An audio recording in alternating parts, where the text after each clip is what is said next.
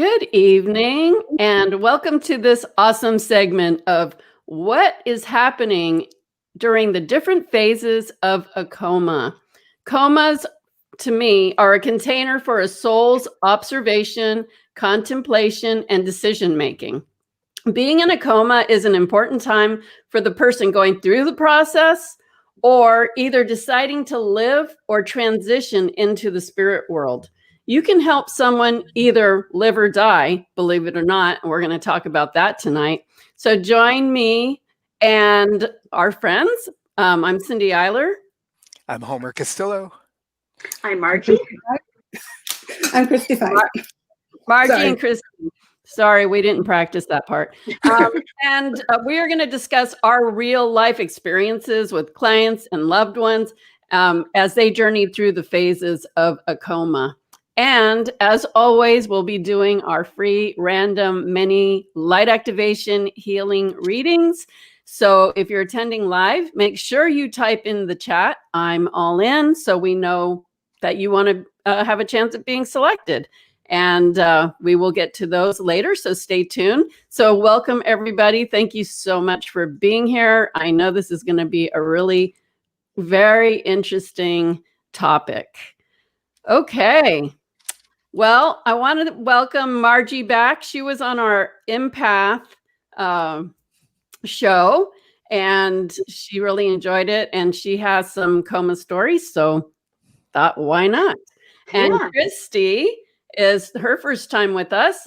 Both Margie and Kristi are light activation healing practitioners, and I've known Kristi for a very long time as well. I've actually known both of these beautiful ladies for a very long time.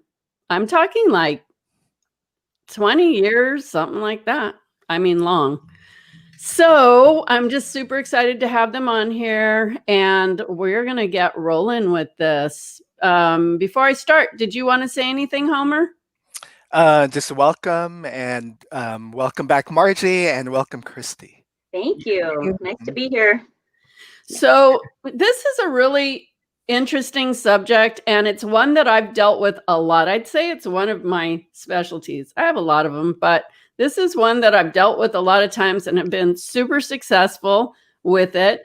When people are in comas, that can be a really challenging time for the people who are having to see their loved ones or friends like that. But during that time, the one thing that I know, and this has been 100% of the time, that the people that are in the comas are observing their life. They see you. They're usually out of their body, but they're seeing everybody there. They're hearing everybody. And they're really, getting the bird's eye view of how people are thinking, what people are saying. They're hearing the doctors. They're doing all the things. And they're also really thinking about, do I want to stay or do I want to go? And if you could think about, I'm getting chills. If you can think about, there might be different kinds of things going on during a coma.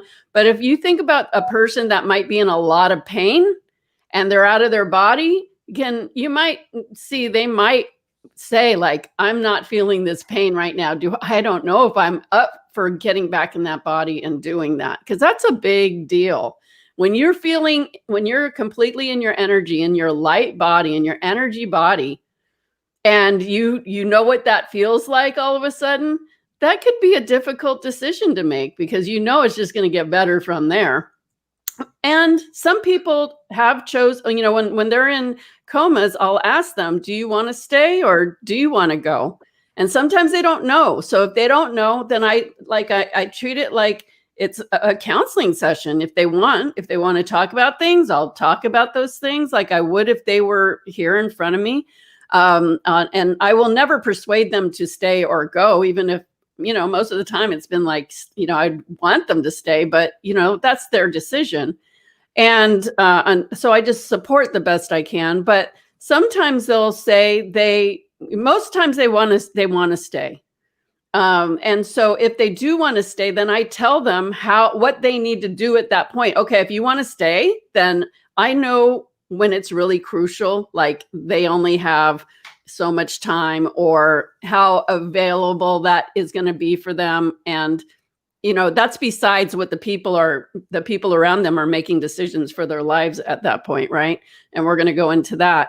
But what they need to do at that moment to get back in their body, I tell them how they're going to do it, what they need to do, and I tell them what they can expect, but what they absolutely have to do if they want to stay. And then I support them with that. So it's not always easy, especially somebody that had a lot of pain or would go into a lot of pain making that decision. And but if they have the will, they have the way. And I've known several people who the doctors had said, this is it. We can't do anymore. And these people are walking and healthy and living their full life now. And they could have been put to death. The only difference is for them and maybe someone else is they had an advocate. They had a friend or a loved one that could and would fight for them to say, no, I'm not going to, pull the plug. I'm not going to do that. I know that this, that we could get through this. If you have someone like that, and you want to stay, you're blessed. That's why I told my family that I would not let them make that decision for me. I would have my friends make that decision because I don't trust them. They would just let me die. I know they would, because that's their belief system. That's what they would do. Now, maybe I would want to go, but at least I want friends that would know if I was or not, and not just somebody making a decision because that's the protocol. They listen to what, the science and the doctors say. Not that that's a bad thing. I'm just saying that, souls, for me, I will know what I need to do. So I won't need somebody to tell me, do you want to stay? Do you want to go? Like, I won't need that. I'll be able to make that decision. But I will have friends that would know what's, when the time is and when the time isn't. So let's go into some of these stories right now, because I think the examples are really good. The best way to hear it. And we'll start with Kristi. And Kristi, start with whatever you're feeling guided to say. And then, it's an open discussion and we'll continue to relate back and forth to all the stories as it's pertinent. So we'll start with Kristi. Okay, let's see. 2 days before my husband crashed, my best friend here in town also died. What do you mean crashed? Okay, I'm going to get to that. What I'm saying by crashed is, he coded. Okay, because I might have thought that meant an accident. No, sorry.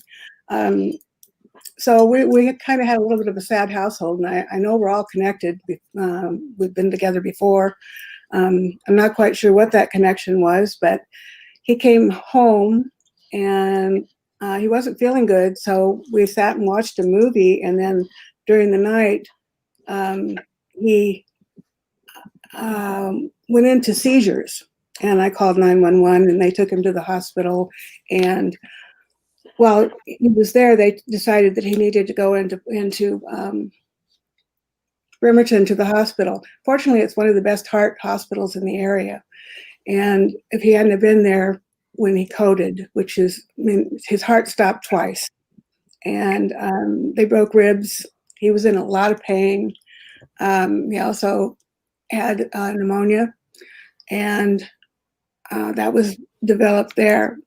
There were things that happened there that if I hadn't have been there, things wouldn't have gotten straightened out. At one time, there were some people that came in they have to turn them every so often in the bed to keep them from getting bed sores. And they came in and they were dancing around in the room and singing, paid no attention to him and just dumped him. And his eyes open. He was still unconscious, but his eyes open, and I could see straight into his eyes, and he was saying, "This hurts so bad, I don't know if I want to come back." Wow. It was hard to deal with, but I made a fuss, and no one ever did that when I was there, and no one ever did that when the people I hired was there, because when I wasn't there, I knew that things were slipping, and I hired someone to be there when I wasn't. that's the only way to be sure they're going to make it if they can. And when Cindy went to talk to him the last time before he was conscious, was when he had opened his eyes and I could see right into his soul, and I don't know, it hurt so badly. So, and I'm grateful to everyone in our classes and all the friends that we have. And Cindy asked for help for me too. And I did healing on him like 18 hours a day. And my daughter was coming and my granddaughter was coming. We were gone for 45 days. I went expecting to pick him up and bring him home the same day, and he had coded. And he was given drugs that he reacted to, but they didn't catch that. And I told him, you need to take him off of this. I'm hearing this. You need to take him off of this. That was on fentanyl. And then they decided that he had gone because of the lack of air when you have a stroke, because you do have a stroke. He did have a stroke too, and two of them. And I lost my train of thought. Sorry. You were getting the medicine they were giving him wasn't good. Right. And then they decided, because of the reactions he was having to the medicine, that he was crazy, that he was no longer a lucid person, and they put him overnight. When I came back, they had put him on this really, really strong antipsychotic drug. Oh my God. And well, if anyone had been around to hear the stories he was telling about the people landing in the helicopter pad outside, and we go home and get the children, Kristi, you got to get the children, and it was heartbreaking. It really was heartbreaking. And I told him to take them off of that they didn't have my permission to put him on it, and that I was the one that made the decisions. And I told him to take him off of the fentanyl. They took him off of both, and they called him a walking miracle. He's got 2 strokes, coded twice, had 6 ribs broken from the CPR, and he walked out of the hospital. Well, he rode out of the hospital, but he walked out of rehab later, and I am so grateful. But the day Cindy talked to him, that was the day he looked at me with his eyes just, oh God, it hurts. And that's the day Cindy really told him, you don't have much time left. And I'm grateful. Thank you. Does he remember? He was given drugs to not remember. Unfortunately, because that was one of the first things I said. What do you remember, honey? Right. So this is just a side question, because I think this is important for people to know, especially if they don't, if they've never had to deal with this kind of emergency sort of thing in a hospital. You have the right to, obviously they have signed papers. Usually the person has some kind of right, like nobody can just go in and say it. But you had the ability to tell them to stop that. You didn't have to accept it, right? Right. And they were glad I left. Right. And then if they tried to argue against you, you still could tell them no. Right. That's correct. I was not. So I get messages like you do. And if I'm told that he shouldn't be on that, I'm going to follow it up, because I know I'm getting the truth. Right. And I just want to add, this is also a side point, but Kristi at that time was in a wheelchair, and she was dealing with being with her husband as much as possible. I think she was there day and night. I don't know when you ever slept. And she was dealing with, having to put up the fight for him and all of those things. Like, that takes a lot. And towards the end of it, you miraculously were able to walk again. Yes. Wow. I was. When we came home, I had been practicing walking in the hospital when around the room in the hallway there, and I was back into. I still have to have a walker, but I can walk around. It's wonderful. So, and you couldn't walk for how many years? I was in a wheelchair for 3.5 years. Wow. Can you believe that? That's awesome. Wow. Yeah, that was really great. So both were healing in the hospital. Yes, yes. I mean, that's a miracle. One of the things when I was doing working on his healing was I saw him on a cement slab in a wooded area, and he was laying, I mean, it was very clear in my mind, he was laying on this cement slab that was raised. It wasn't on the ground, it was raised. And he was receiving Atlantean healing, the lights. He was being helped to be cured, to be healed by using light colors. And I'm sure Cindy was too. So yeah, that I was assured awesome. that he was. So 2 questions. Before he got, came into the illness, was he sick? And number 2, I mean, physically sick. And number 2, did he, how was his like emotional and mental state of being? I mean, this isn't a judgment. Like, you may not even know, but I'm just trying to get at like where a person is in their life. Maybe it's not like emotional and mental health, but in their life in general, where was he at kind of in his life before that happened? And I'm wondering the reason why I ask is in some cases, is something going on in their life where they might have been, just sick of it, or, feeling frustrated, or were they fine and then this just happened? Because, that's all stuff you want to look at when you're, just putting things together.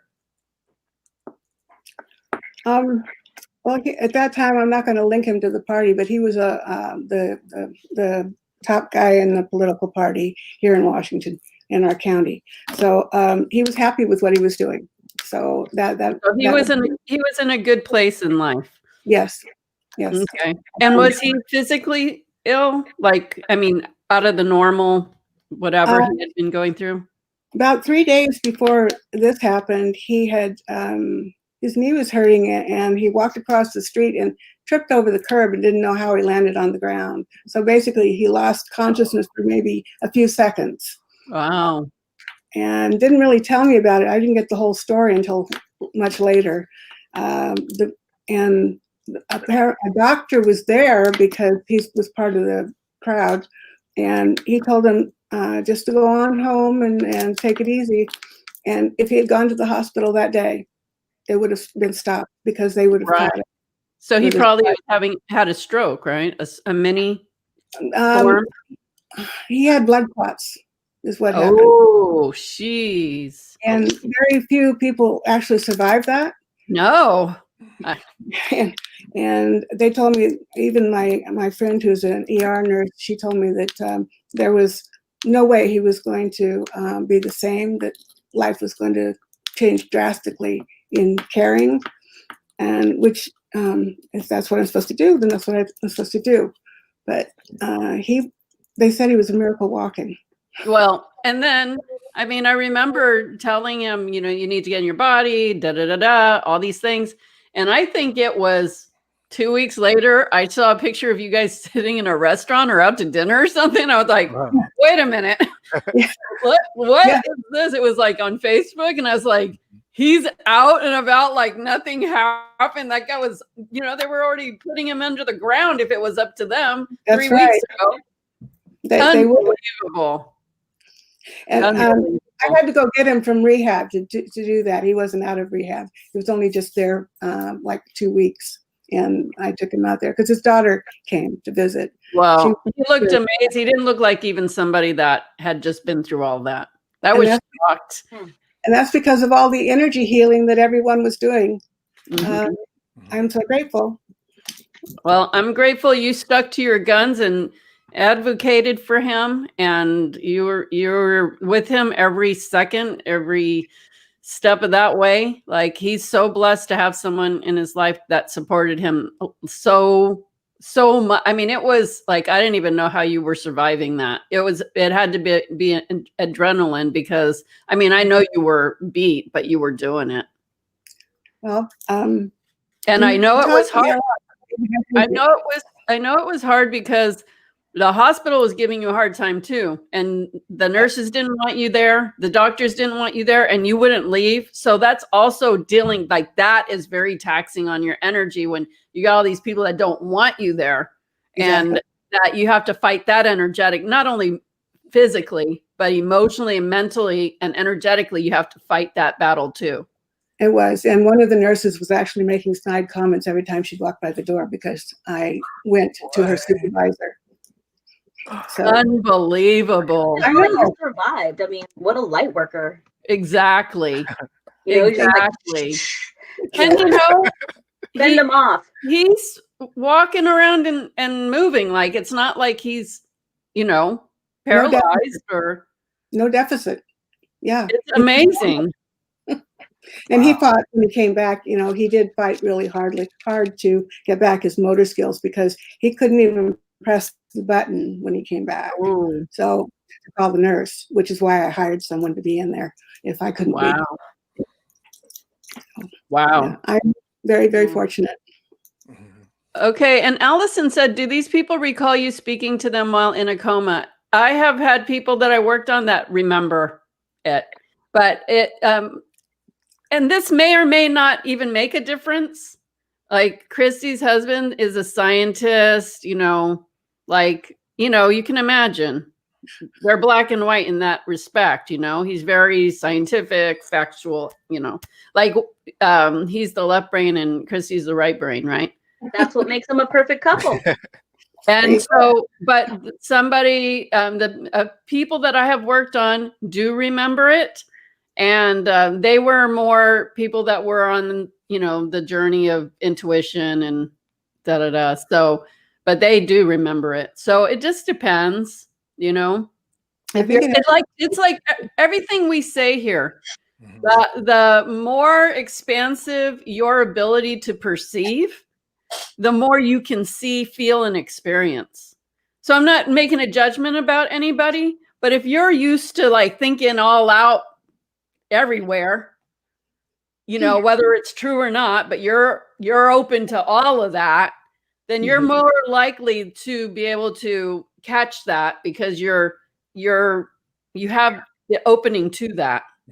But if you're facts and figures and stuff, maybe you wouldn't. You'd be like, like if I believe I'm hearing a voice, people really gonna put me on those antis. What do they call them? The brain, not psychotics.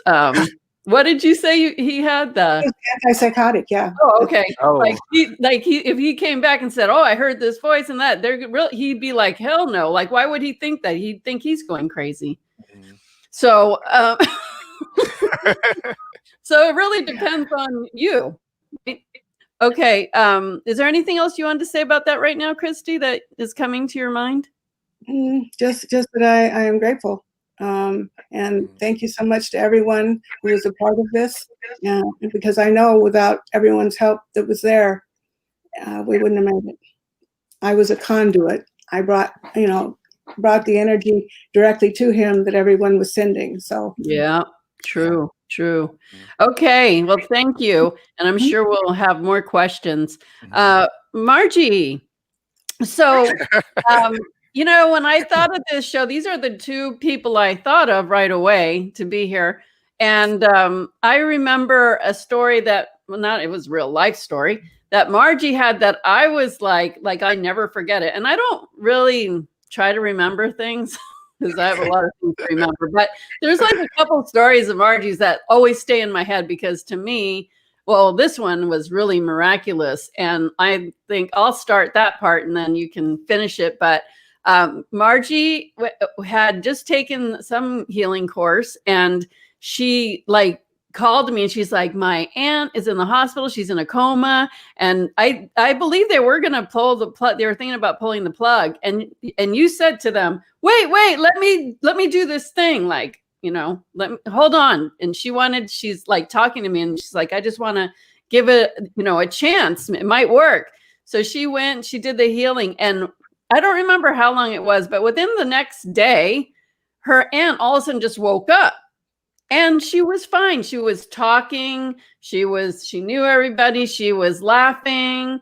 It was like a week of amazing interaction with the family. Like everybody thought, wow, like this is 9 miraculous. lives. I remember that, Margie telling me, I was like, wow, like that's like, you want to hear those kind of healing stories. Like that's an instant healing pretty much.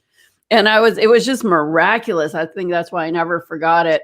And that she just woke up out of like, oh, hi, like, what's up, And then you finished the rest of it, Margie, because I didn't know that whole ending part. I just Right. found And I thank you for you kind of like refreshing my memory of that part of it, because I really, the memory I have of it was when she actually did pass, because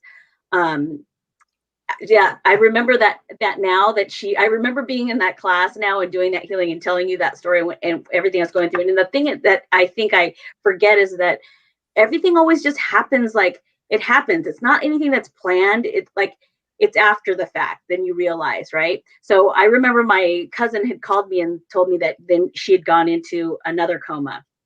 And I was just like, what? Okay, let me meditate and see if I can connect with her.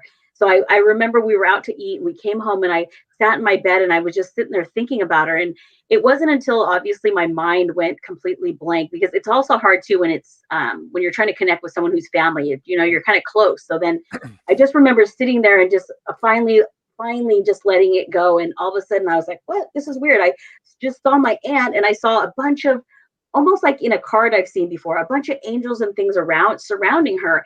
And at that moment, I was like, what's going on? And in my head, and then my cousin had called me and my phone rang and I picked up, just passed. And I was like, what? Oh my gosh, what I just saw. This was like such a trip.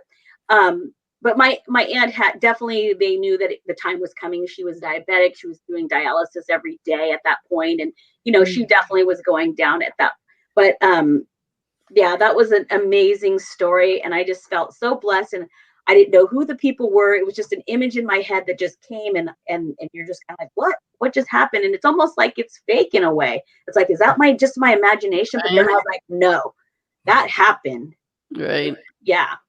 But, yeah. So it was 7 days after that when she came back, and then she visited with family. Like everybody was just so happy, and she did her visiting, and then 7 days later, bam, it was done. Wow. So what was her plan? What was her plan? She was, most likely seeing like people are sad. Let me at least say goodbye to them, and let me help Margie to know she's a healer.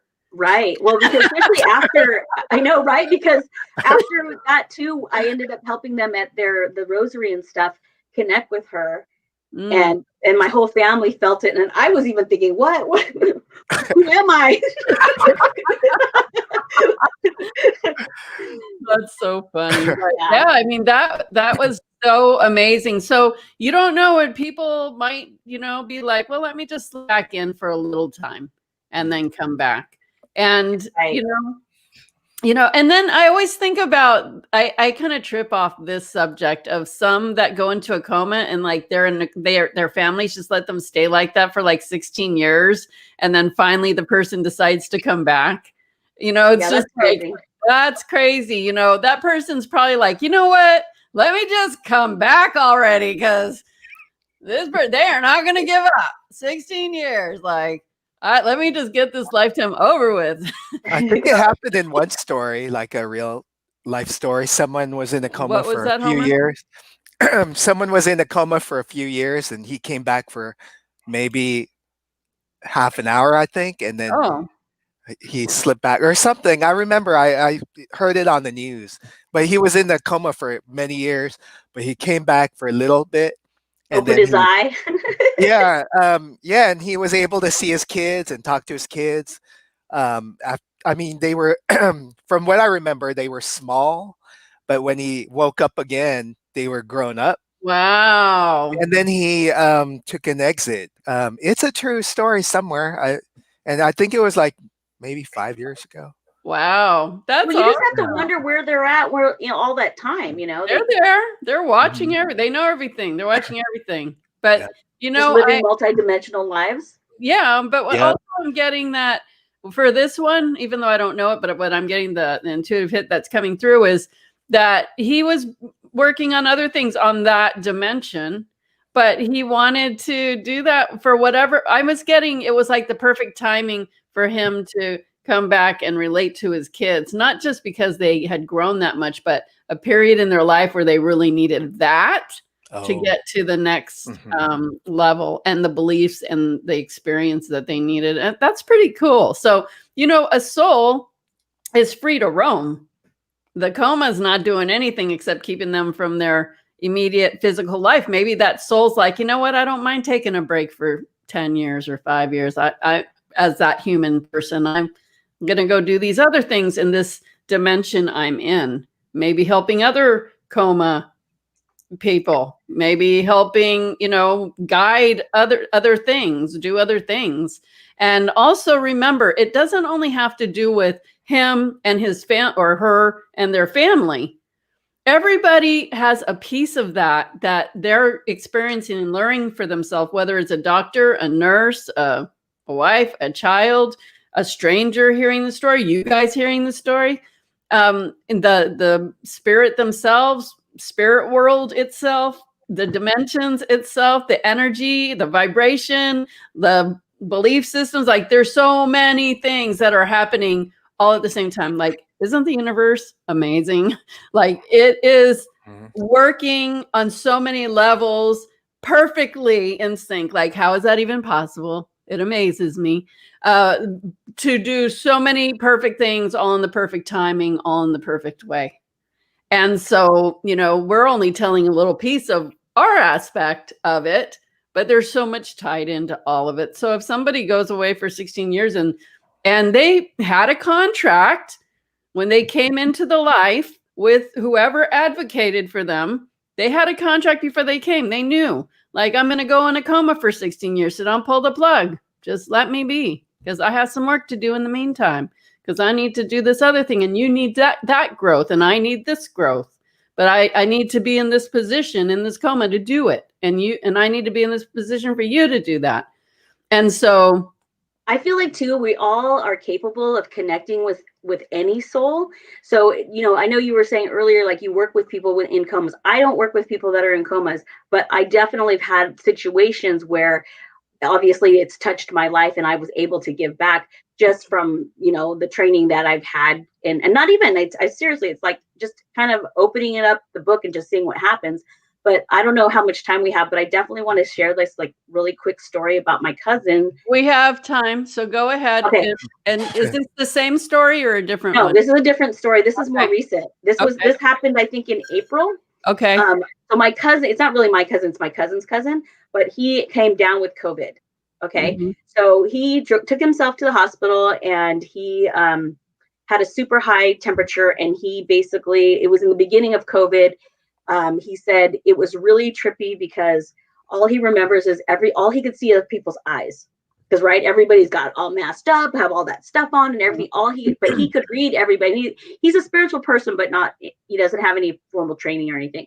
So he's like, it was weird. Like, I could tell who was nice, who was mean, who was this, who was that, all by their eyes. Wait, was he still like conscious at that point, or kind of? He's a little delirious because he has a really high fever, and all this stuff is happening all at one time. But he felt like how he described it was that he felt like he was abducted by aliens. Wow. Because everybody's in their white suits, no family, nobody can be in. He's stuck in the hospital. Might have been.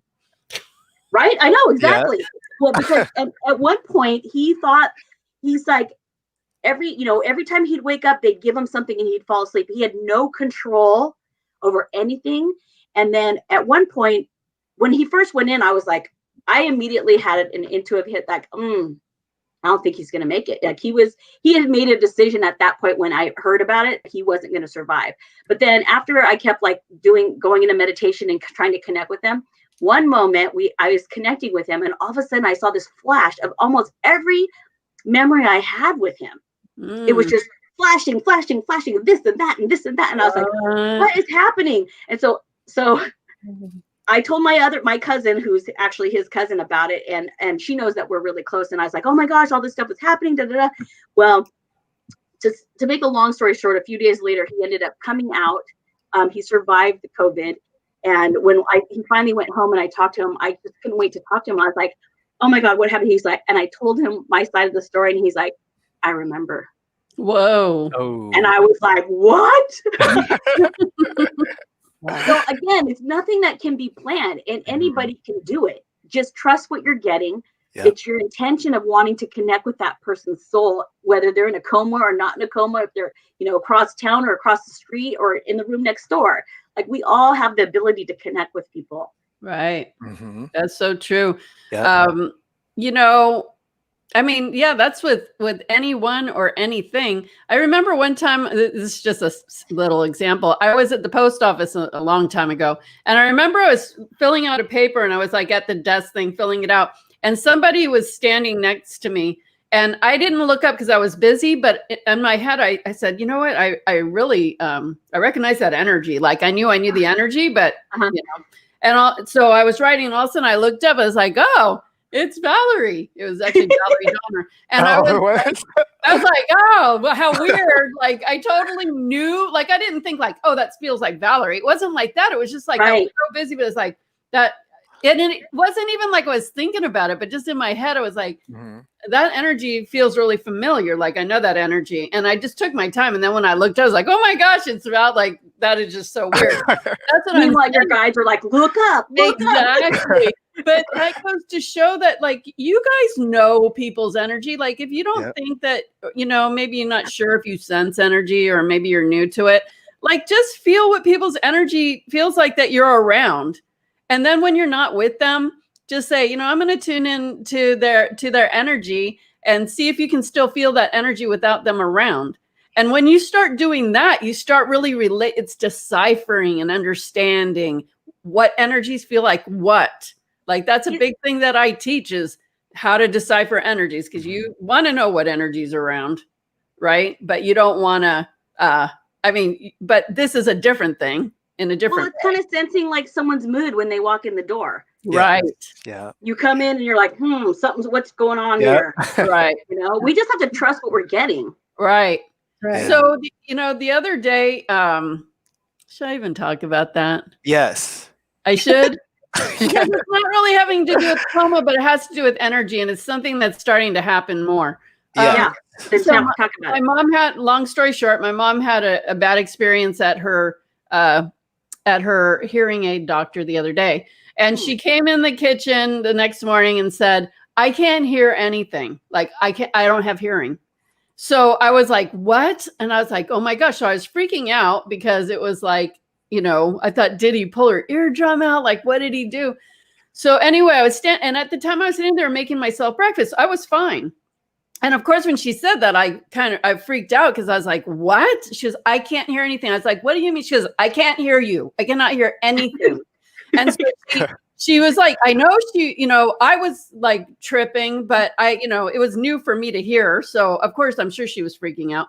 But she came around, and then I said something to her, and she got close enough where she said, oh, I can hear you a little when I'm this close. And she came up to me like a foot away, and immediately in my stomach, I got this really nauseous, sick feeling. Like, it was like, I was like, oh, and I was rubbing my stomach because I was like, oh my gosh, like, I'm so nauseous. And all of a sudden it was turning into, I was going to faint.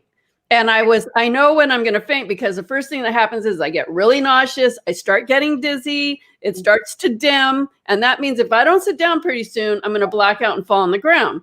And so I was like trying to get her around her. Like, I couldn't explain it because I was like going to go down. But I like moved her aside, my little mama, moved her aside, and I went and I sat down at the kitchen table, and I was like, oh my gosh, like, I'm going to faint. Now, she has no idea because she can't hear. She probably thinks, what's wrong with her? She's taking a nap when I can't hear, I'd be a fly on the wall in the kitchen. And my son's just like, whatever. So anyway, when I got up and I went to my bed because I felt so sick, and I just laid on my bed. I was like, oh my gosh, I feel so sick. And it took me a good 10 to 15 minutes to like get back to where I could like sit up and like function again. And that is like a thing. Like, that happened to me. We talked about this in the supernatural thing, where I was in an airplane in December coming home. What happened? I'm relating it. Okay. So, when I was coming back from a wedding from California, and I was on this plane, and this dog lady was with her dog, whatever you call them, comfort dogs or whatever. And she was really weird, like whatever. We won't go into it. Long story short, somebody on the plane passed out and fell into the aisle, like 4 seats above in front of me. So everybody was like, is there a doctor? Like people are kind of freaking out. And then all of a sudden the dog's on my lap. And I'm like, why is this dog on my lap? And I was super tired because it was a red eye and I wasn't getting sleep, obviously. And I look over and the lady slumped over and passed out. And there's a guy between us. And then I'm like, oh my gosh, I'm like, excuse me, like somebody's passed out. So I'm standing up and I've got her dog. And and then they're like, what? When I go, somebody's passed out here. And then everybody's like, oh, like everybody started hysterical. And I was like, oh my gosh. So I'm standing in the aisle and the guy that had been in the middle was behind me and I'm holding this dog and it was a pretty big dog. And I'm thinking, why the hell do I have this dog? Right? And so I'm standing there and then all of a sudden I'm thinking, oh, this dog must be freaking out. And the dog's starting to like shake. So I'm like, oh, he's getting nervous because obviously he knows his owner. And all of a sudden I'm like trying to calm him down. Like, it's okay, you know, whatever. Calming the support dog down. Right. And I'm still thinking, why do I have this dog? And then all of a sudden the same thing, super nauseous in my stomach. All of a sudden I'm getting dizzy. I'm starting to go dim. I'm like, oh my gosh, I'm going to faint. So I'm like, wow. Like trying to breathe. The dog's shaking. People are freaking out. It's hotter than hell in there. And then they're trying to wake her up now. And they're working still on waking up the other one. And I'm like, I am going to go down. Like I kept trying to calm my, like come back. But I was like, I'm going to lose this battle. Like if I don't sit down, I'm going down too. And so then I didn't know what to do. I couldn't hold this dog anymore. I turned around to the guy behind who was in the middle seat standing behind me. I said, I'm going to faint. Can you take this dog? And I shoved the dog in his hand.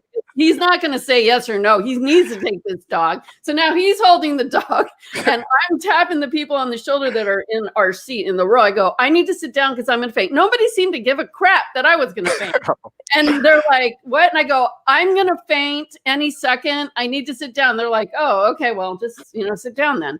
So I sat down. I did this thing. So both times the same thing happened. And what's happening is some energy in them needed to be released. So that's a shaman thing. That I am not a shaman. I never try. I like to actually work in different dimensions and shamanic dimensions. I love ceremony. I love shamans, but that's not what my thing is. I'm sure I did that in many lifetimes, but that's not my style now. I don't want to take people's sickness through my body and purge it out of them to heal them. I don't need the Green Mile.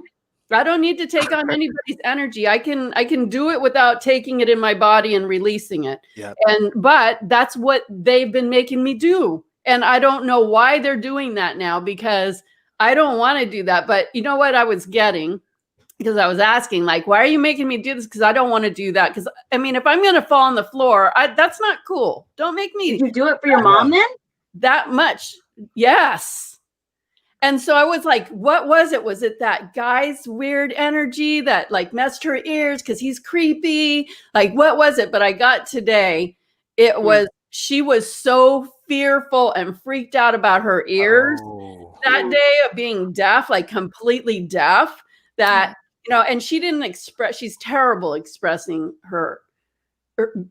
For her to tell, I mean, it's not like she doesn't tell the truth, but she does. She's terrible at saying how she feels sometimes. A lot of times when she needs to be saying, like she should say, I'm really scared, da da da. Like, but she probably, like, she didn't care that I was going to faint either. Like the similar situations that she did not care. And I even wrote her a text because I said, I almost fainted. But we need to get you to the doctor on Monday. Da, da. And she totally ignored the fact that I almost threw up and fainted and said, yes, here's my doctor's number. Here's this. She didn't give a crap that I was going to faint. And those people didn't give a crap that I was going to faint either. And so it was her deep, deep fear that she needed. And so what I was getting, the reason why they're making me do this is because it's situations when people aren't going to tell you, and it's a chance that you can just fix that for them, like immediately, like it, not to make them go through that. And so tell them to give you a sign where you're not feeling like you're feeling like you're throw up. Like immediate though, and it's this like it comes in so fast, and I just know the steps. I know exactly what's happening.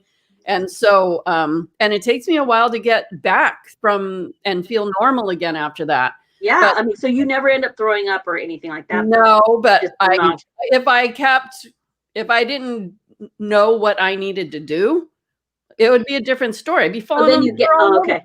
Yeah. Well, they obviously know that I know the steps of it. Why do I know the steps of it? I have no idea, but I do. Right.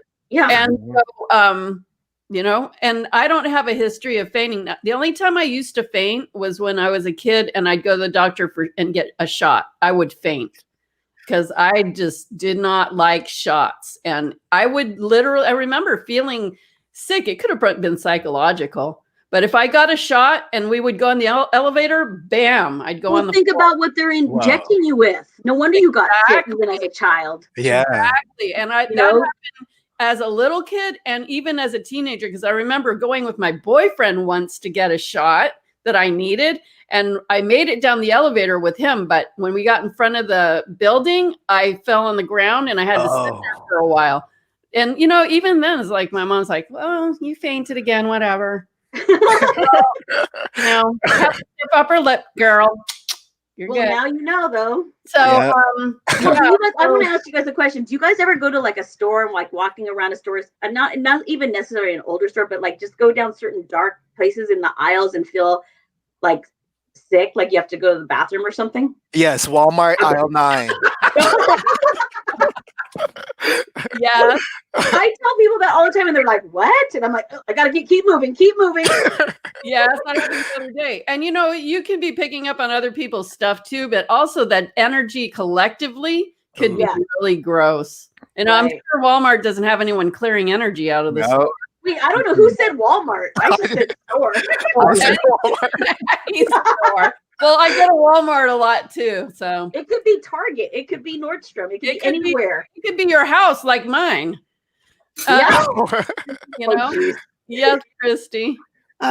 When the mother of my great grandson was living here with our grandson, she was pregnant, and I started throwing up all the time. We'd go in the car, my husband and I would go in the car, and I'd be throwing up. I'd go to the doctors and I'd throw up. It didn't matter where I was at. We couldn't figure out. I was having the morning sickness for her. Oh, yes. Oh, so wow. I couldn't figure out a reason for it, and sure enough, after she had the baby, it eased off, and I was able to. And do you feel like you're connected to the baby in a different way? Definitely. Well, I also am connected to my grandson. My grandson has my father's energy, and they died. My dad died about 10 days before Christian, my grandson, was born. Whoa. And, you know, I know that they tell you don't turn around and come back that fast, but some do.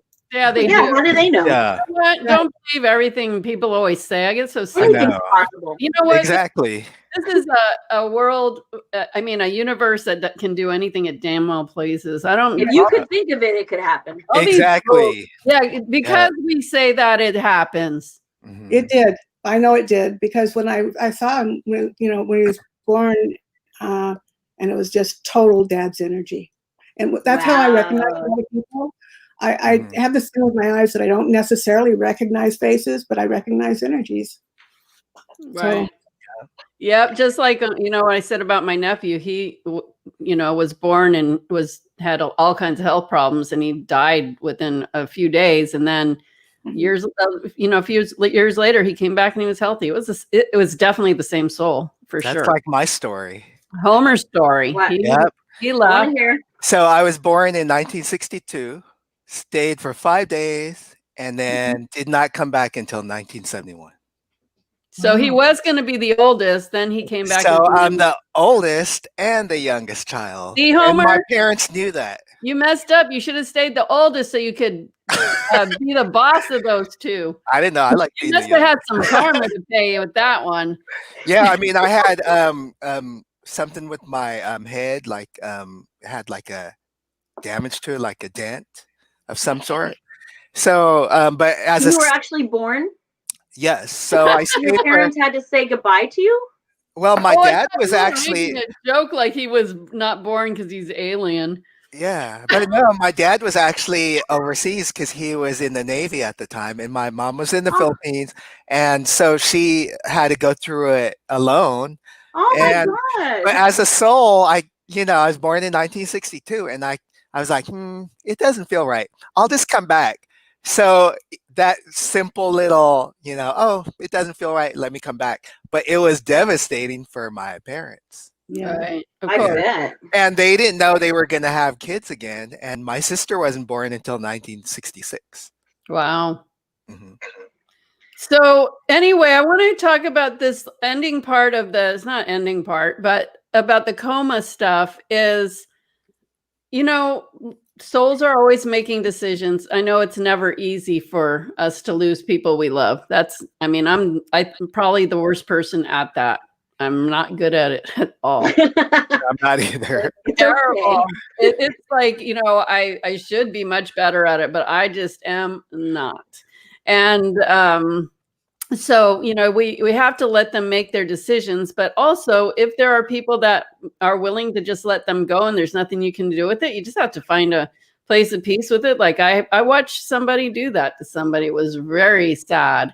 And it's just like that is just so unnecessary. And then the other part, like even my mother, she wrote her last wishes. She's like, if I do this, then just pull the plug. Da, da, da. And there was a whole drama with that. But I told her, fine, you want me to kill you? I'll kill you. I'll go ahead and kill you. She goes, you're not killing me. I said, you know what? I would never try to keep anybody here that didn't want to be here, but you might change your mind at that point. But because you're writing it, you're just going to die. So that's the choice you're making. And, she's not hearing me now. Hopefully she makes the right decisions for herself when that time comes. You watch her open up the door. I said, pull the plug. I told you I can't do anything, but I can do something like help her to come back and tell her what to do if she wants to do that. So, I won't imagine all this stuff, and that never comes. That's not what's going to come anyway. Well, and they don't think like that. They just think, I don't want to be, my time is this and whatever. Yeah. You're talking to me. Don't talk, because I talk to dead people all the time, and I do this work. Like, you don't know until you're going to be there. Let me just tell you what you're going to do, what you're going to think. They're not going to listen. Nobody listens. I know, exactly. Right. And so the thing is that, I could, when that happens, say, well, you said this, so that's what's going to happen. Ta. But I will be nice and check with her and say, is that what you want to do? And, I'm always honest about that stuff. If people don't want things, I never force anything on them, So, but the truth is, with a coma, they're making a decision, and you can ask them, do you want to stay or do you want to go? And what you need to know about somebody successfully coming back into their body and living is they need to be 100%, their whole spirit has to be back completely in the body, and for them to be able to come back. And so if somebody's in a lot of pain, they might say, oh, but I can come in some, but I can't because my feet are this or my whatever. And I'm like, nope, as hard as it feels, as it hurts. If you want to come back, you need to get in fully. You can't be partial. You got to get in. I know it's going to be painful, but the sooner you get in and speak, you can get, pain meds, even though that doesn't always take the pain away. But, they need to be committed and fully back in to make that happen. So, sometimes whenever I'm working with somebody in that situation, usually I've got to be really strong with them and tell them what's up. Like, I'm telling you 100% what you need to do, and you better do it if you really want this outcome. And they will, sometimes say, but I can, or you have to. There's no can't, you have to. So that's what it takes. And then, like I said, I've seen a lot of success stories where they come back and they're walking around like nothing even happened. I mean, yeah, they have to go through rehabilitation and they have to go through some pain and, depending on who it is. But yeah, but I see them walking around like it didn't look like they ever had a problem. So there's that. So that's really, does anybody else have anything else they want to share about that? Yes, Kristi. I just one comment that they didn't want me touching him, and I always had my hands on him one way or another. And why would they want you to touch them? A second, I went in one morning about 6 o'clock, and I was starting to do the treatment, and she came in real quickly, and she said, "Don't touch him. You'll disturb him. We don't want him disturbed right now." And it's like, what? I've been doing this since he's been here. And the one doctor that was there was so cool. He says, "You let her touch. She can climb on top of him if she wants to." Good, yeah. So I felt really, I appreciated that, because some of them, even today, do not understand that there is a connection between healing and touch. Right. And it doesn't matter, like, I don't know, like she said, don't touch him. I would say, well, I don't want you to talk to me, so get out. Right. Like, who are you to tell me not to touch my husband? It's like, I've been touching him for 50 years and I'm not stopping right now because you tell me to stop. Well, that's why people don't tell you stuff like that, Cindy. But because you know what to say. No one would say that to me either, because we would be on what? Exactly. Like we did to her. Like, don't make me touch you. No. Don't make me go Nubian on you. I know. She was so sweet and innocent. I mean, was definitely in the right energy for that, to be there like that and not let that affect her. Right. That's awesome. Well, it affected her, but she didn't put up. She just kept doing what she wanted and needed to do. Right. And that's what I'm talking about. All that interference. That's so much other energy she had to expend that she didn't have all that energy. She found it because she had to, but that was just making it twice as worse. Mm-hmm. It was. Well, and it just also shows that you don't have to be like angry and like react like that to still be able to do your thing, where we think, maybe raising our voices or having to like fight is always the answer. But like she did it where she just said, well, what do you mean? I've been doing this the whole time. You know what I mean? Yeah. Like she innocently had her personality. Well, that might have been at that point, but if she would have said more stuff, I know her personality as well. We're not that. It'll be more like us. She's not that innocent. She's not that innocent. Kristi has a mouth that she needs a mouth. Believe me.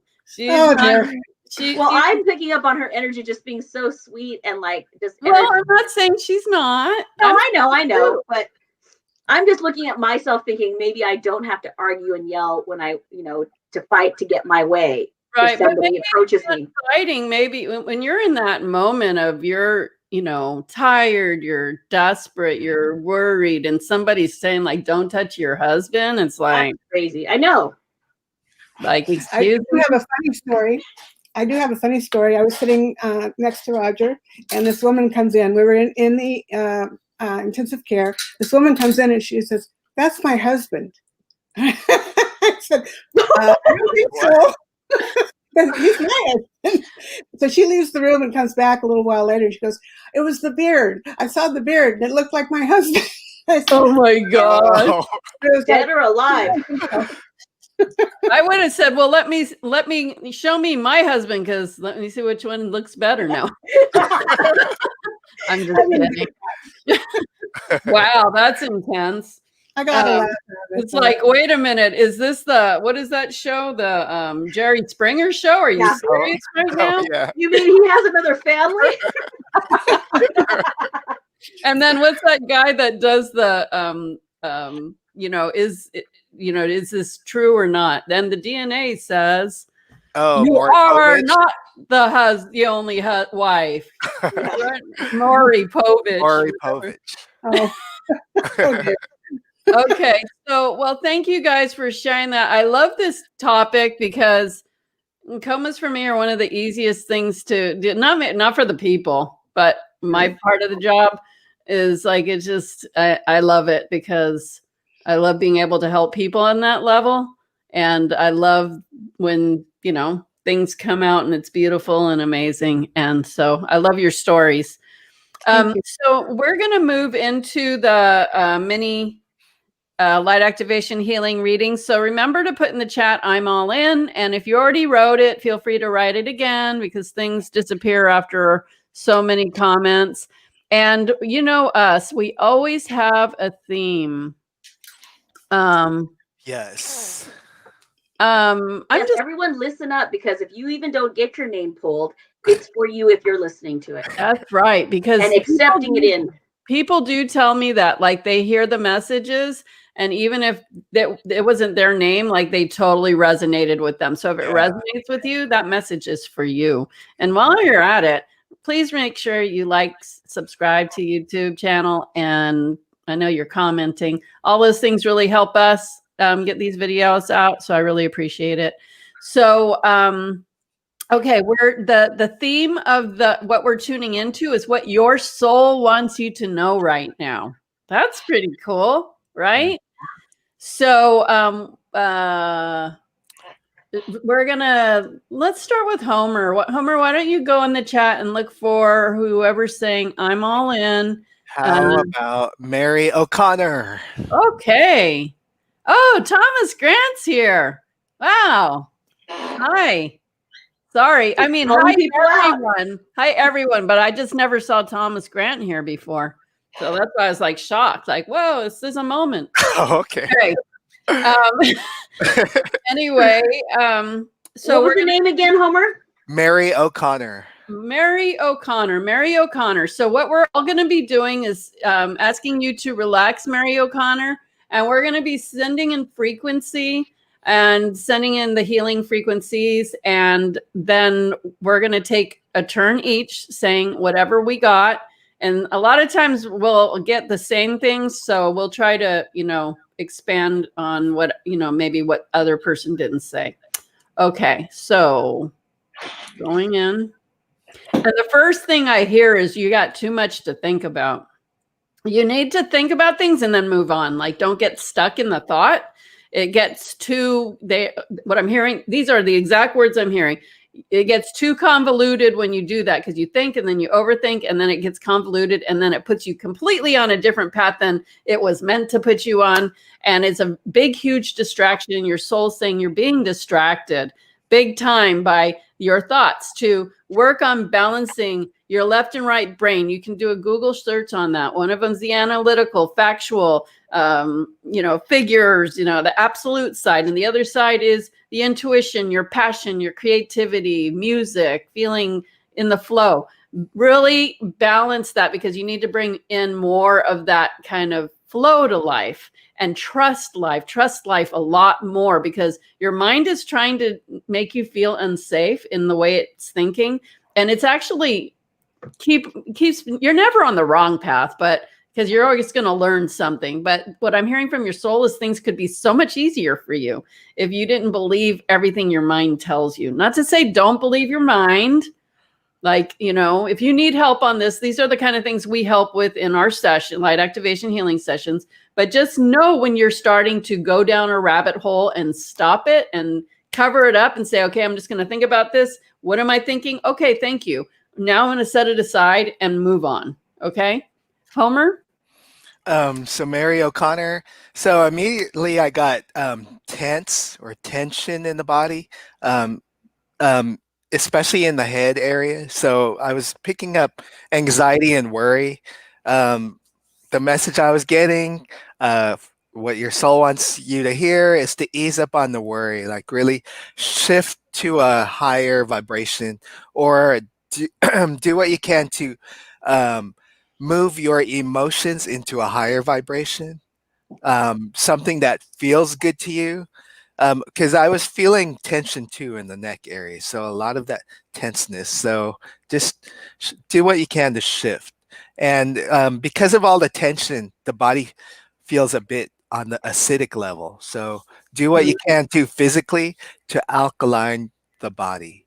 Nice. So you can do a Google search on alkaline versus acidic foods and drinks, and find all kinds of stuff on there on that. Oh yeah, and stretch too. Stretch, or because I know like in yoga they stretch, but yeah, like shake it off because you just got that tension. Go out for a walk. When you know what, I'm not gonna butt in all the time, but I want to say when I used to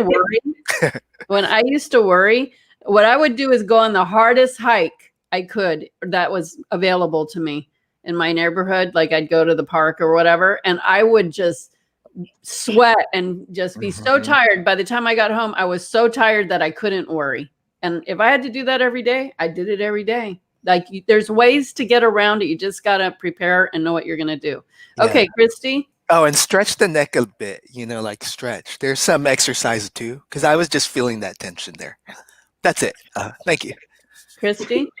I was using the angel deck. The first word I heard before I picked the card was the ice and snow, with snow and then ice.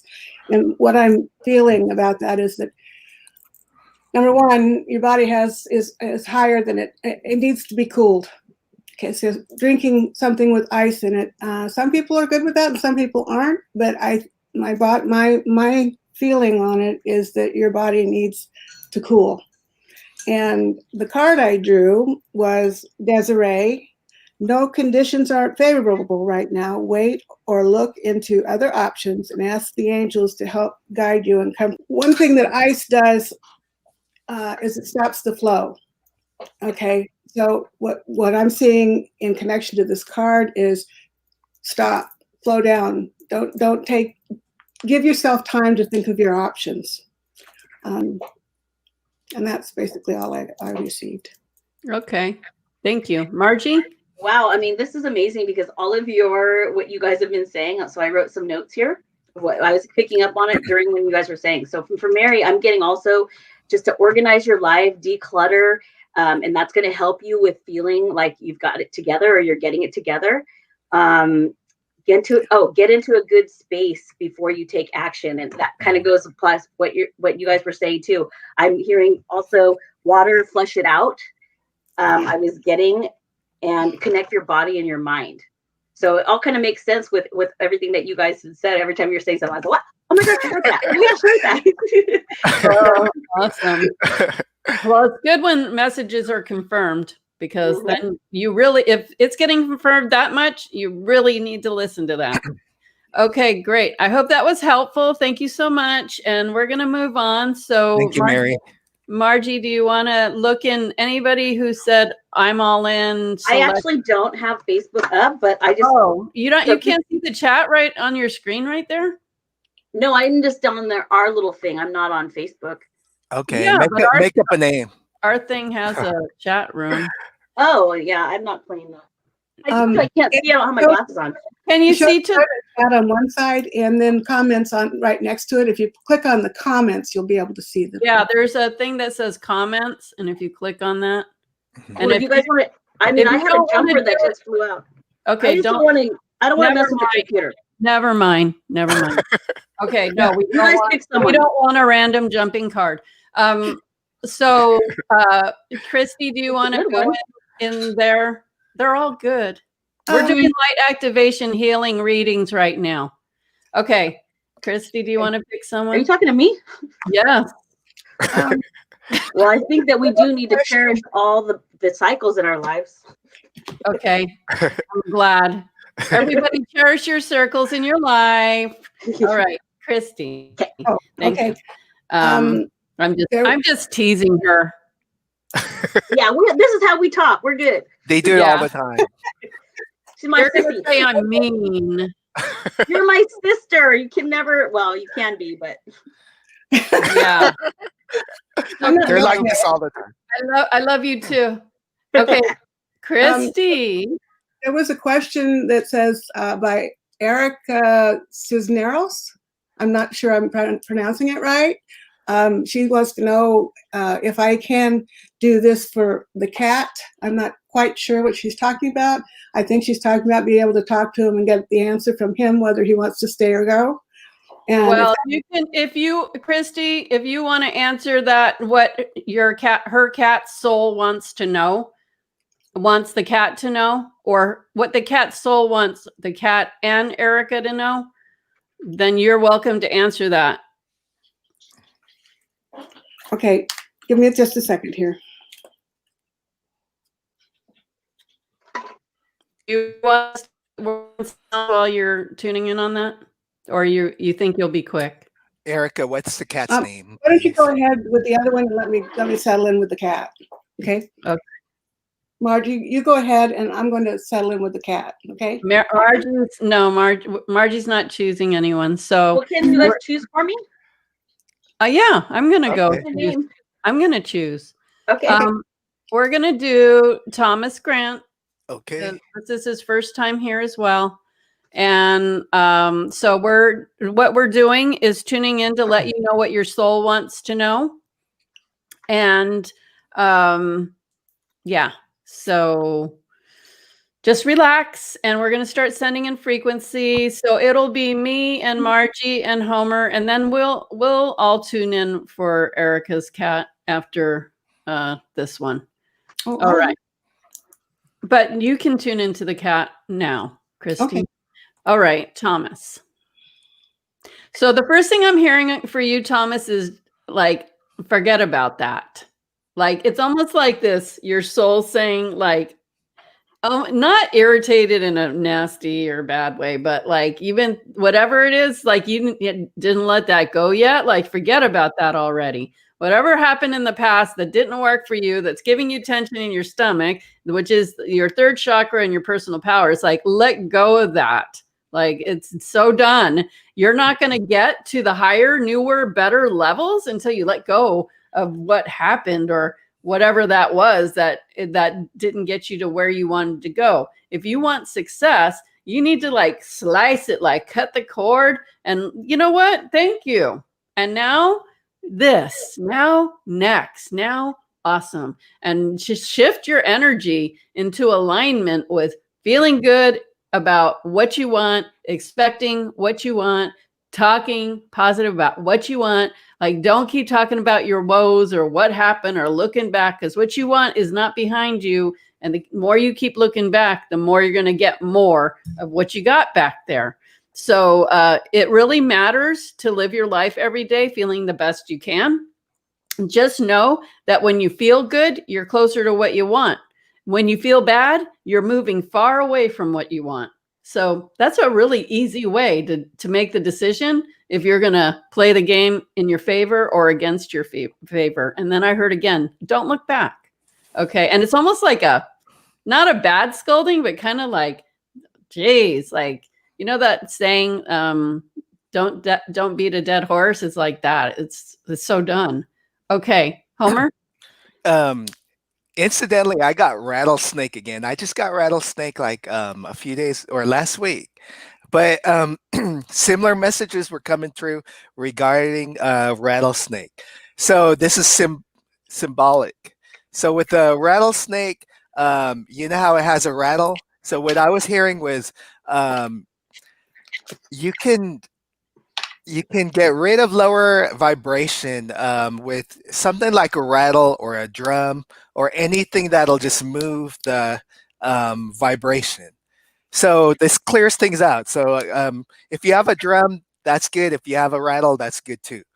And then going back to the snake, shed old versions of yourself, because the old versions of yourself would just like just grab onto the issues and stay there, that stagnation that Cindy spoke about. So like a snake, it's always moving. Well, it's not always moving, but when it's in movement, it's not being stagnant. It's not being, in one place. It's constantly going with whatever flow that it needs to go. And also I was seeing a connection with the lungs. Like sometimes you get overwhelmed with things and stop and take a breath. Quality breathing. I always say that, quality breathing. Deep and slow. So that's what I was getting. Conscious breathing. Okay, conscious breathing. But quality is good too. Okay, Margie. Quality conscious. Yes. Quality over quantity. So what I was getting with Thomas, I was hearing transformation, that basically I'm feeling like his wishes or his desires have in his mind have like once you could just realize that those are what you want and you concentrate on that it's already working. The universe is already working to conspire that happen. So again, with the worry and all that stuff, it's just trust and faith and in you and in the future. And even though we keep hearing about these uncertain times, are they uncertain times? Because I know I feel personally like I'm doing really good as long as I'm just kind of handling each thing as it comes. So again, you've already changed. What you're feeling is the gap between who you are and what you are now, like moving up that ladder. Does that make sense? Like just you're climbing. You're definitely climbing. Yeah, don't keep going backwards 2 steps and then staying stuck in the middle. Keep going, keep going, right. Keep going. Right. And if something happens and it feels like you tripped, get up and keep going. If something happens and it feels like it's slow, get up and keep going. If something happens and you feel like nothing's happening, get up and keep going. Just the only way you're going to get there is if you keep going. Okay, there's no reason to ever stop unless you're just going to stop, and then you might pause. You might as well just croak if you're going to stop, because then you're done. Okay, no, I don't mean it like that, but you know what I mean. It's like we're here doing something. We're here to do things, not to mean you have to do busy things. It's like you're here to live your path, and whatever that journey is, be okay with it. Either way, just be okay with your journey and be as happy as you can. Be happy where you're at. Right. Because you know what? How many times this happens to me a lot. I think back like 10 years ago or, 5 years ago. And it's like, wow, that was such a good time in my life. But in my life at that time, I was like, damn, I want this. This isn't happening. And then I look back now and go, gosh, I wish I could go back to that time. Like that is like, we need to get it while we're in it and not get it after it's done and we missed it. Let go of it when it's over. Yeah. Yeah. Okay. Why is that so hard? I think it's because we've just been programmed to hold on to things and that we don't want things to change, but yet things change every day. I kind of feel like if we don't feel like we're getting what we want, then we feel frustrated and we feel like we're doing everything to get it, but then it doesn't come. And so what that is a lack of trust and faith and flow. Because we're so hard on ourselves. If you have trust, faith, and flow, then you're not thinking about worrying that it might not happen. You're not thinking that it didn't happen. You're thinking, I'm in the flow and I'm riding this flow, and know that there's cycles with everything. And that's part of your growth too. As far as manifesting, there's definitely a growth in manifesting. You have to go the steps and levels. You could have all the information in one nugget, but until you really sort it out with your beliefs, your emotions, how your mind works, and how, what your ability to stay aligned, you got to work that out or it ain't going to get worked out. And there's certain levels. People go, well, I've been studying law of attraction for 5 years. Well, you know what? I've been doing it for over 20 years. Hello. And I've always feel like I've done well, but now I feel so like it's so juicy.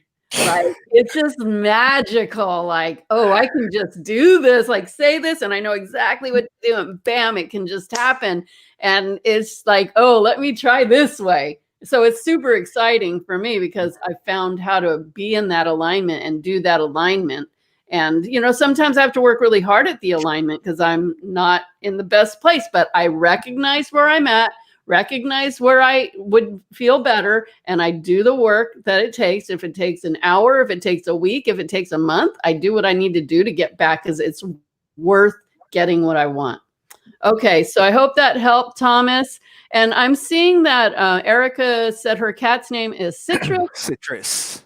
And I would not read her things right now because I want you to tune in, light activation, going into the frequency, sending the healing frequency through the citrus and seeing what citrus soul wants Erica to know. So, Kristi, do you want to start? Sure.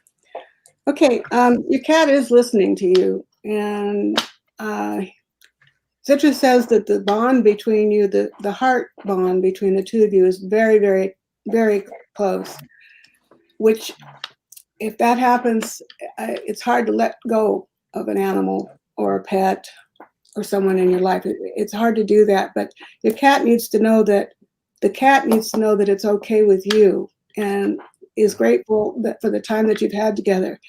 Moving along for the physical part of it, I see you've gone to a couple of vets and they different. I'm hearing something to do with the bladder. I saw that pretty clearly.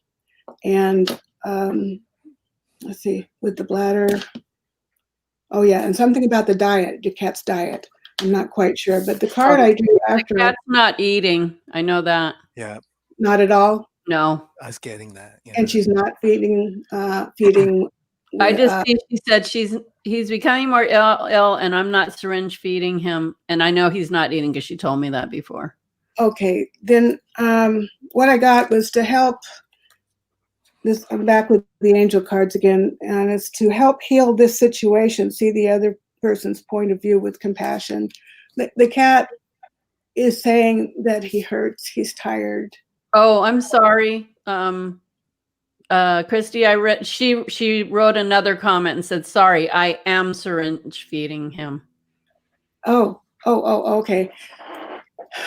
I went through this with one of my cats, and he had lost down to nothing, and I chased him around the house for 2 weeks with a teaspoon just to get a teaspoon of cat food in, and he survived. But I don't know the age of your cat, but your cat is saying that he's tired, and he's tired of fighting the medicine, tired of fighting going places. He's probably talking about the vet. I think. Yes, and it's difficult for me to say this to you because I'm so close with my cats. But your cat is tired, and that's what his soul wants to know. His soul needs to know that you're okay with letting him go, and that's the soul message I got. Bless you. I'm sorry for that. Yeah. I was getting some stuck energy down the throat and into the stomach area. It might be the bladder. I'm hearing yes. I got that too. And I just hear it's like feels stuck. Like it just feels stuck. But I also got from him is like I'm done. And so I don't know if something's actually stuck there. I would have thought if they were doing tests, they would have seen that. But it just feels very stuck in this area, like it's not passing through. Homer? Yeah, so for citrus, I got something with the intestines, like it feels inflamed, but also a connection with the digestion. The stomach, the bladder, like that area, but especially with the intestine, it feels inflamed. And I don't want to say tumor or anything, but it feels like very irritated. And also, citrus picks up on your emotions. So if you're stressed out, it also adds to that for citrus. So what I was saying is you can project the image to citrus. So not only like comfort citrus verbally, but project like an image to him that you're okay and things are okay.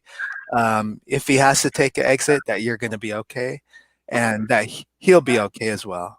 So project the image that everything's good, that citrus is healthy, happy, and just running around in the grass. So project that. Thank you.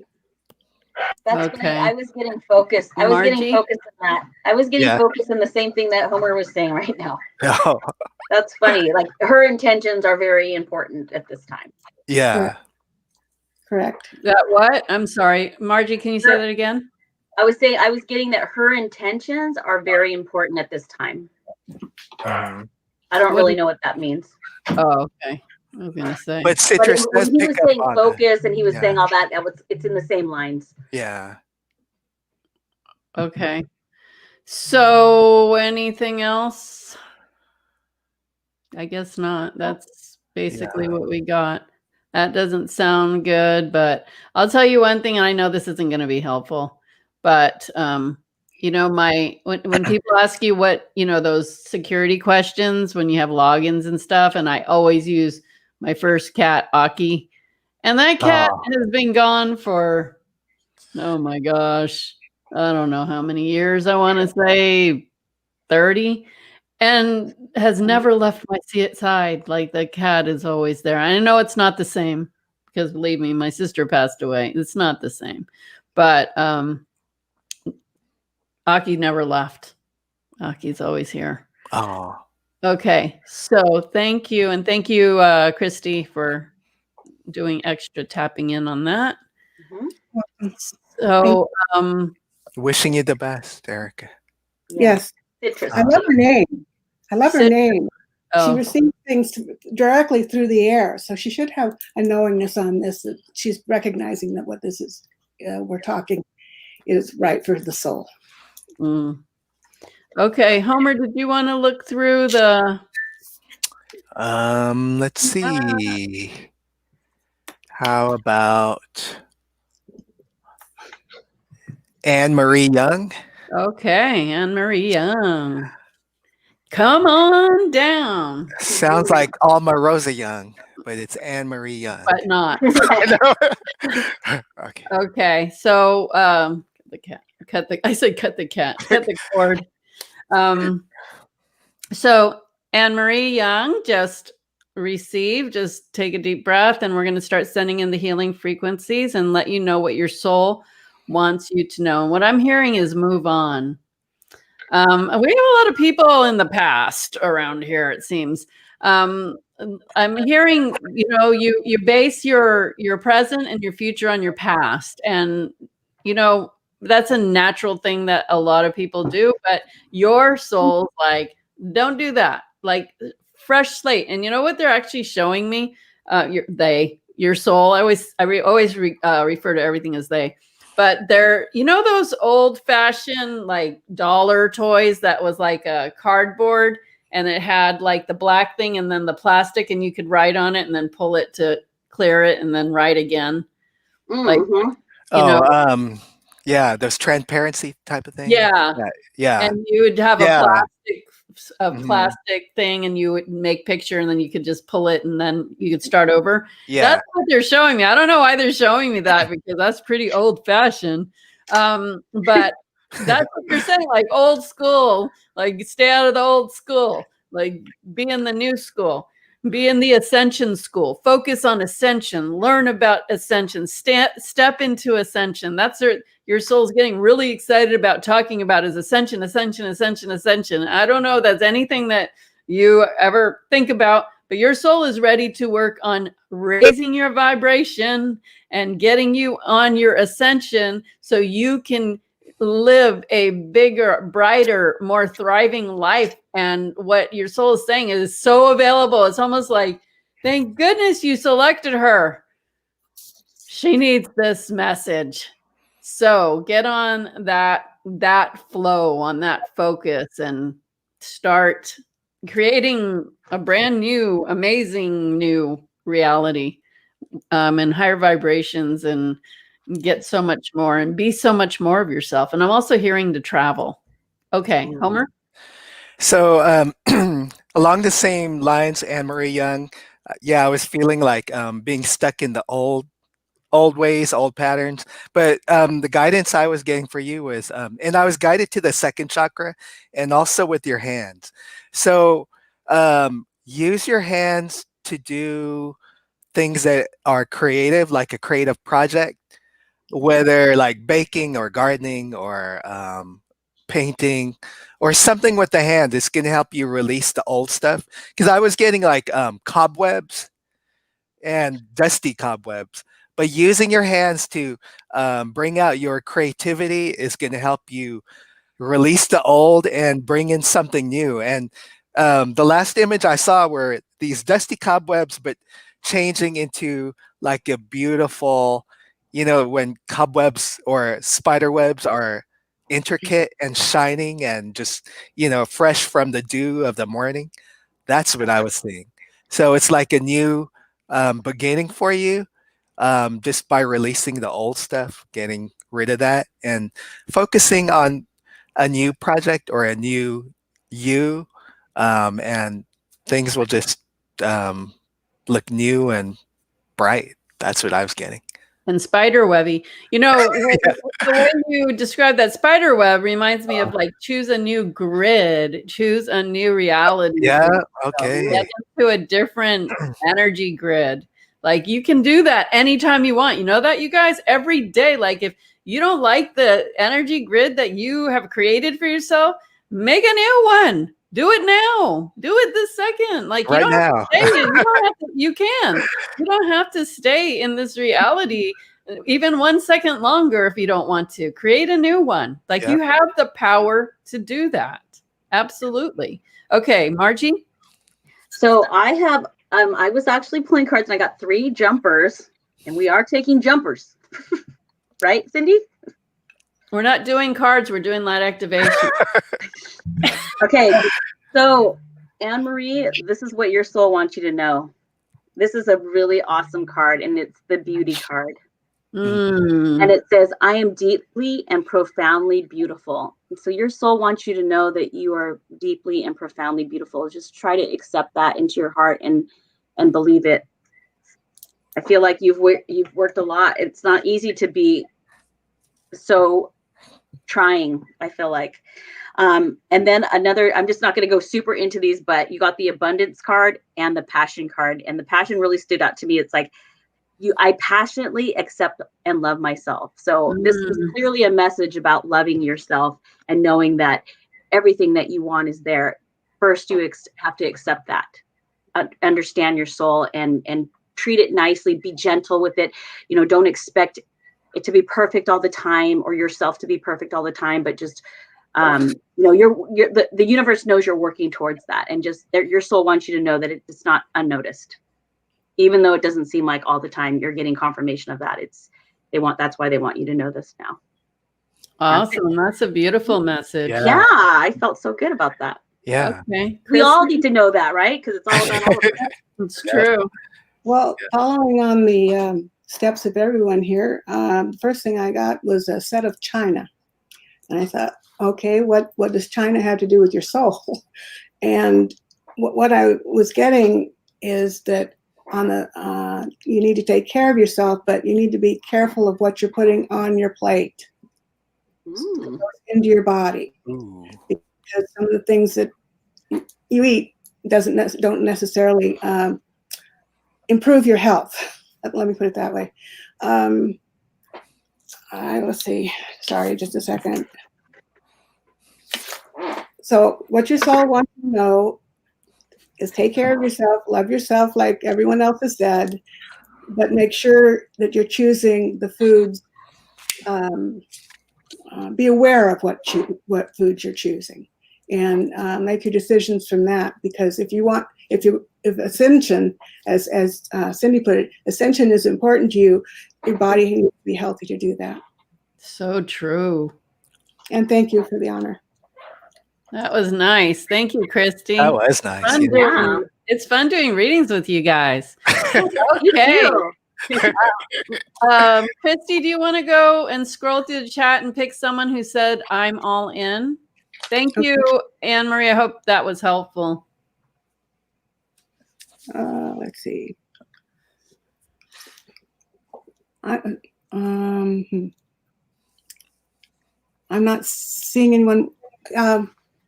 How can you get to the top of it? Because I'm not seeing any names. You scroll along, like put the cursor or the mouse and then scroll. Yeah. I'm all in. Did we do Allison? We didn't do Allison, did we? No, we didn't. Nope. Allison, New York? Yes. Okay. Okay. Allison. Okay. Let's all start sending in the light activation frequency. She knows the drill. Relax. So, you know what I'm seeing as I go in and I'm asking what your soul wants you to know? I'm seeing all these colorful flowers, And I'm hearing surround yourself with more beauty to lighten up the load. And don't get so focused in or do the same things all the time that you always do. Like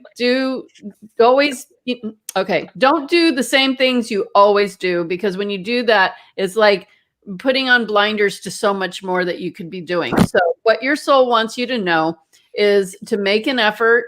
Like I do this, like I'll write a list of the things that I want to do that this month and then this year. Like what are the things if I could do that I would do? Anything that's different. So, I mean, I would never do skydiving, so that would never be on my list. But it might say like, I want to go walk on the Appalachian Trail, or it might say, I want to go, I want to learn how to surf, or I want to learn how to do crocheting or whatever. You know, you can do all different levels.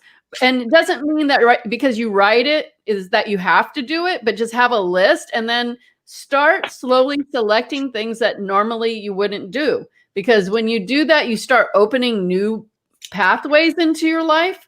You start shifting your energy to include a lot more. And you might find out like it might take you to this next step that you've been looking for. So do things different. Don't get stuck into just always doing the same thing, listening to the same thing, writing the same thing. Like, just explore, but beauty is really important as well. Beauty really came in, beauty, flowers, color. Okay, Homer. Okay, Allison, Galactic Sister. Let's see. So kind of along the same lines with Cindy, bring in beauty. But what I was getting was, well, you work well with color. So the colors that you see around you, like if you go for a walk or whatever you see around you, if there's a color that just catches your attention, feel free to like absorb that color, to use that color into your aura, into your chakras. I mean, I'm with you, Allison. I've always been getting like a light blue. So if light blue is a color that resonates with you, by all means do that, or whatever color you feel guided at that moment. If you see it and you think it's beautiful, by all means bring it into your energy field. Because you never know what color you need at that second to help you heal or to ascend or to get knowledge. You know what to do. Yeah, you know what? A really cool thing to do sometimes. I like to heal with colors, but a really easy thing that you or anybody here can do is imagine beautiful rainbow colors going through your body and through your aura, and whatever color your body, any part of the body needs to heal, they have access to whatever that color is, and the body will gravitate to that color and it will heal that area. So you don't have to, think about it yourself and figure that out. Just run it through and affirm that whatever color or different parts of your bodies part of your body or bodies, because you have, more than the physical needs, that you will, it will go in the right place. Okay. Margie. So I'm here. I'm the one that's supposed to be here to remind everybody that they're loved, which is interesting because I've been like sending out these little like GIFs on the Care Bears with the hearts that are sending out love to the world. Like I send that to people, and it's weird. So this was another jumper card because I work with jumpers, and this is the love card. And it says, I am wonderful. I receive and give love today and always. What really was standing out there when you guys were talking is more like receiving love. And I feel like we all need to hear that. We need to we always focus on giving love to everybody, but we're not giving love to ourselves. And we can't give out what we're not full of. If we're not overflowing with love of ourselves, how are we going to give that away to other people? So I just feel like that's really important. A really important message for Allison and for all of us is that receive love as well as focusing on giving love all the time. So we need that. Yeah, true. And just know that if somebody's a person, I'm not saying this is you, I'm just giving an example to everyone for whoever it resonates with. If you tend to be one of those people that is just constantly sending love out, But be honest with yourself. Are you constantly giving yourself love? Probably not always, but a lot of times not. That's also a distraction. So you may not be consciously aware, but it's a distraction to be always sending out instead of focusing on you and doing what you need to do for yourself at that moment, at that time. Well, sometimes we've been brought up thinking that that everybody else matters before ourselves. Right. I mean, I know. Well, but not only that, it's a distraction from people that just aren't going to work on themselves. Mm-hmm. And we all need to work on ourselves. I work on myself every day. Okay. Well, yeah, so do I, but I don't think the majority of the world does that. No, they don't. And that's why we're talking about this. Yeah. Yeah. It's important. If you want people here that are watching this are probably like that though. Maybe. If you want to get more of what you want, you have to start doing what it takes to do that. And one of those things is putting, not just focusing your whole life on yourself. I mean, being balanced, but definitely a big part of it is reflecting on what you're thinking about other people, how you're perceiving things, especially if things don't feel good. You really want to say, I need to tighten this up because I'm not feeling good about this. And how could I feel better about this? Because I want to feel the best I can to align with what I want, because what you want makes you feel good, right? So if you're feeling bad in any way, you're not in alignment with what you want, you're not going to get it. I'll just leave it there. Okay, Kristi. Okay. What I got also, I think I had written down was teaching colors to young ones. And in particular, the chakra colors is what I got. And going with Margie, it was the heart chakra. So you're getting the information verified here too, that your soul is asking you to pay attention to your heart and to your colors. I picked up, I'm in the energy of the light activation, but I did pick up a card, actually two fell. And it says, it's a good time to give birth to new ideas, situations in your life. I'm watching over you, guiding you, and protecting you during these changes. And the next one is, you have a gift for working with young people. And I really believe that teaching chakra classes to youngsters with the colors, because they're so open still to the colors, we hope, unless someone has shut them down, that they can grow up learning to clear themselves and take care of themselves. And you have the ability to reach them. Your heart is open to them. That's what I got, Allison. Thank you.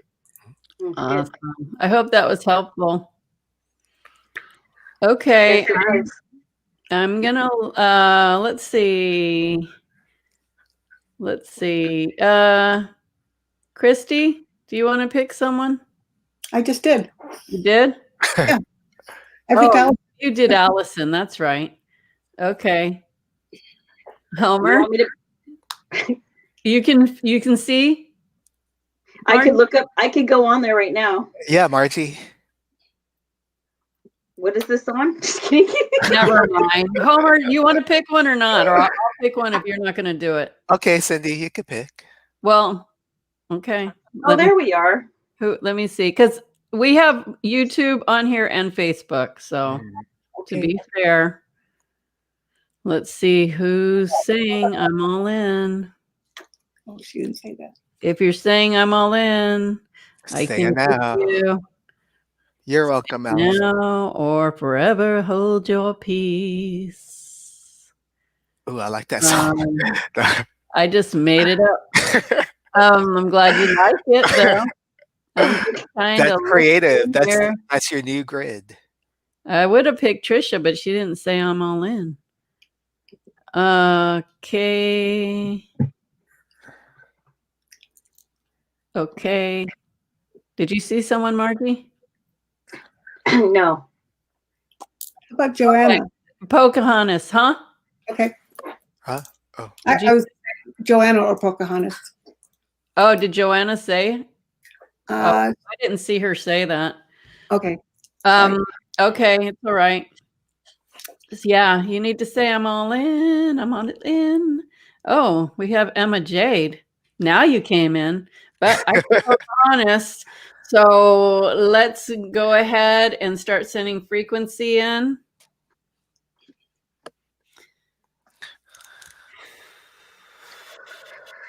So your soul wants you to know that it's time to give yourself a break and let go of the pressure that's building up in your abdomen and your third chakra, your personal power.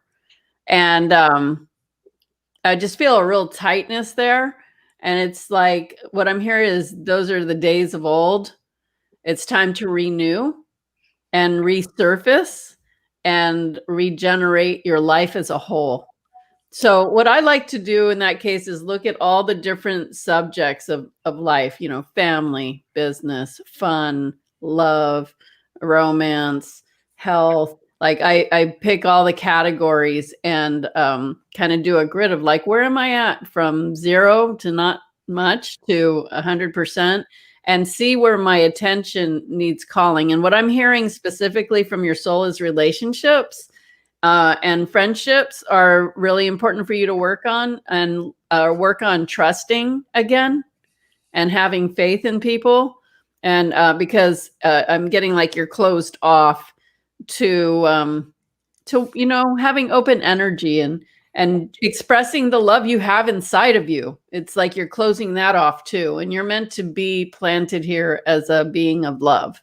And if you are planted here as a being of love, what does it take to feel like a being of love? Like if you are a flower that was beaming love, what does that feel like? And how can you incorporate that feeling in your life daily? That's your message from your soul. Homer? Pocahontas, I don't know, I kept seeing like a volcano. So kind of like the lava or a buildup. So don't, or do your best. And this is what I was hearing for the soul. Do your best not to, um, like have it build up. Cause I was feeling like stagnant emotions and, it's not being released. It's like a buildup, like a volcano or, cause I was also seeing a thermometer, like how the temperature can go up kind of like that. But, I was also getting, sometimes it could get triggered and all of that stuff will start to build up and start to blow out. So, and then when that does happen, it shakes you up, it shakes your energy and it could throw you off. So, what I was hearing for you is just, and it doesn't have to be big, just do things to release all that pent up energy or emotions. And some of it feels old too. So, like going for a walk or movement, because I was hearing movement will help offshoot that. Just because of the buildup, have it move out. So, walking, doing something physical, but also doing something emotional that brings it out, or doing something mentally that brings it out. And do things that are of higher vibration for like mental things, maybe read things that are inspirational, and for emotional things, do things that stir the emotions in a positive way. And again, physical, like doing anything that brings on movement so the stagnation and the buildup won't occur. Thank you. Mhm. Okay, Margie. So I was getting messages of like just to be grounded and just to take a moment, like whether it's in the morning or anytime in the afternoon, just to just like focus back in on your body and what your intentions are for the day. And I'm also getting like, make it simple. Like it could just be like, I don't know if there's like a feeling like there is a lot going around you. And so in order for you to kind of center yourself, you just need to take easy steps. Like don't make things so complicated, but definitely I feel like this is a time for you to just, again, this is a theme of all these readings. It's like declutter, organize, do little things that make you feel like you're more in control, even though none of us are really in control of anything, but there are some things that we can be in control of, and that's your environment. So whether it's bringing flowers around you or making something, watering plants in the morning is actually I'm feeling it's very, makes you feel like Therapeutic, yeah, very, very therapeutic. I just see you, whether, just out there just watering plants and talking to the plants. And that's a good time for you just to, for life to be simple for you. And I feel like that's what your soul is missing.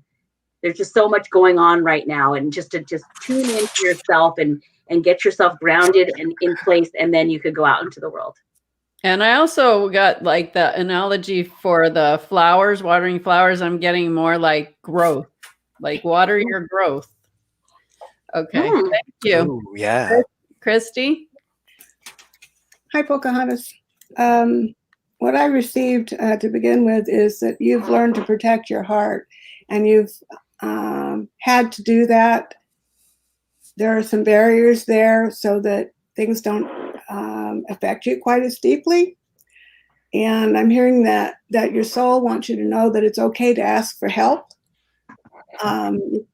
Can ask the angels, ask Father, or whoever your source is. And there's also possibility of getting some coaching or counseling to help you figure out how to open up your heart.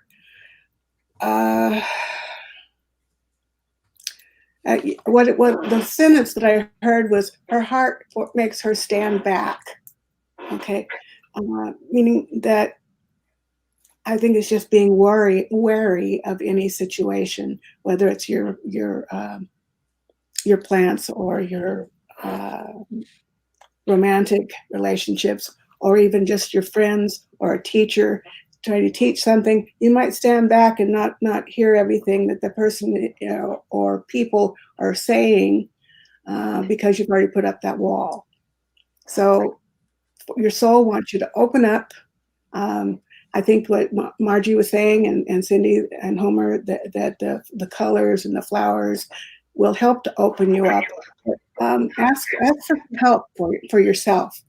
We all do, and that's what your soul wants you to know. You can ask for some help to open your heart. Yes, good point.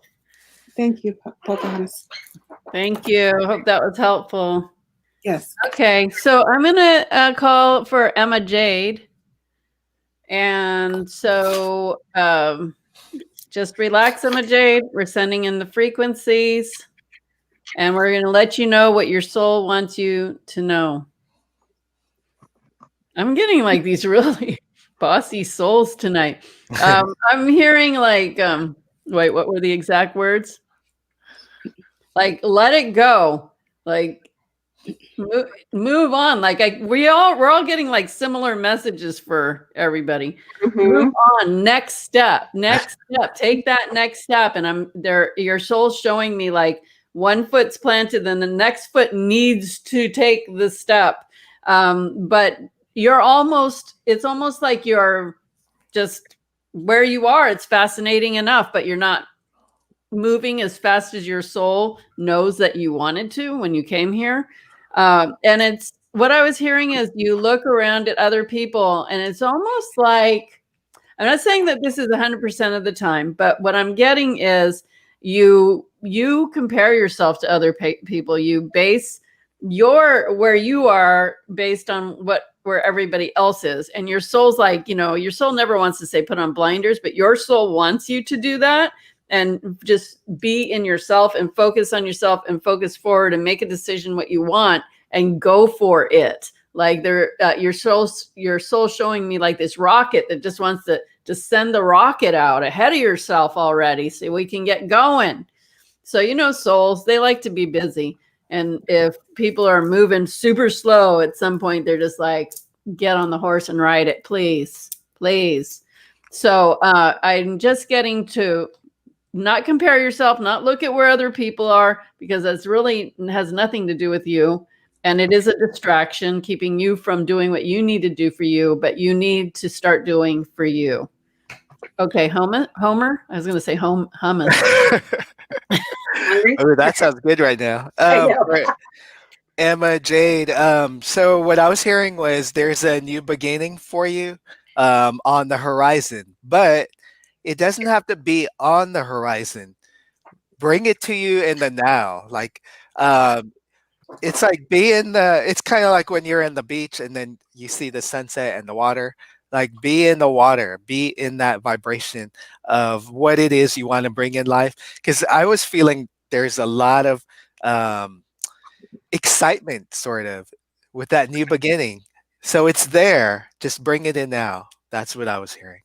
Awesome. Okay, Margie. Emma Jade, is that what you said? Emma Jade? Yeah. That's a pretty name. So what I'm getting for Emma is, I know that you're like, it's funny because I know you guys are saying go, go, go, but I'm also saying that it's okay too to slow down. And so there's different times in your day. And I know that the souls are like, they want to rush us, but I feel like that's where her conflict is that, she doesn't really feel like it. She doesn't really feel like going. So it's confusing to me to hear, I get that the soul wants us to move and go and wants to give us everything we want, but I'm also getting, what I'm feeling from her is that it's also okay to go with the cycles of yourself and your moods and just tune into those more. So like if you're feeling energetic, again, you're in that space where you could, you're excited about something and you're moving forward and you're going, but also it's okay to not be going as well. Like you don't want to obsess your whole train of thought only on one thing. So again, it's almost like spread it out. There's not really a rush. It's your mind that's feeling that it needs to be rushed. Just trust in the divine timing. Okay, so I want to clarify, the soul's never being pushy to the point that it's working against you. Your soul knows what you came to do and what you're capable of doing. And I totally agree with not always being go, go, go. Nobody ever is going to be at their best going go, go, go. But nobody's going to ever be at their best not doing anything or going slow. I mean, not that slow's bad, but as long as you're moving, that's the point. Like if you're stagnant, that's never, your life is going to stagnate. So the universe works with you. How you are in the universe is how you're going to get from the universe. So if you're stagnant, your life's going to stagnate. If you're lazy, the universe is going to be super lazy about giving you anything you want. If you're not in the mood, the universe won't be in the mood. If you're not making movement, the universe won't make movement. If you want to be stuck, the universe will keep you stuck. So it's your choice. Like nothing's ever forcing you to do something that you don't want to do. Just know that whatever you're doing will be what the universe is going to give you back. So what you put into it is what you're going to reap. So if you don't mind being stagnant and I'm not saying you are, I don't know what level you're at. I'm just telling you what your soul said. Just know that whatever you are is what you're going to get. And for me, I would love to be just kick back and say, hey, universe, soul, whatever.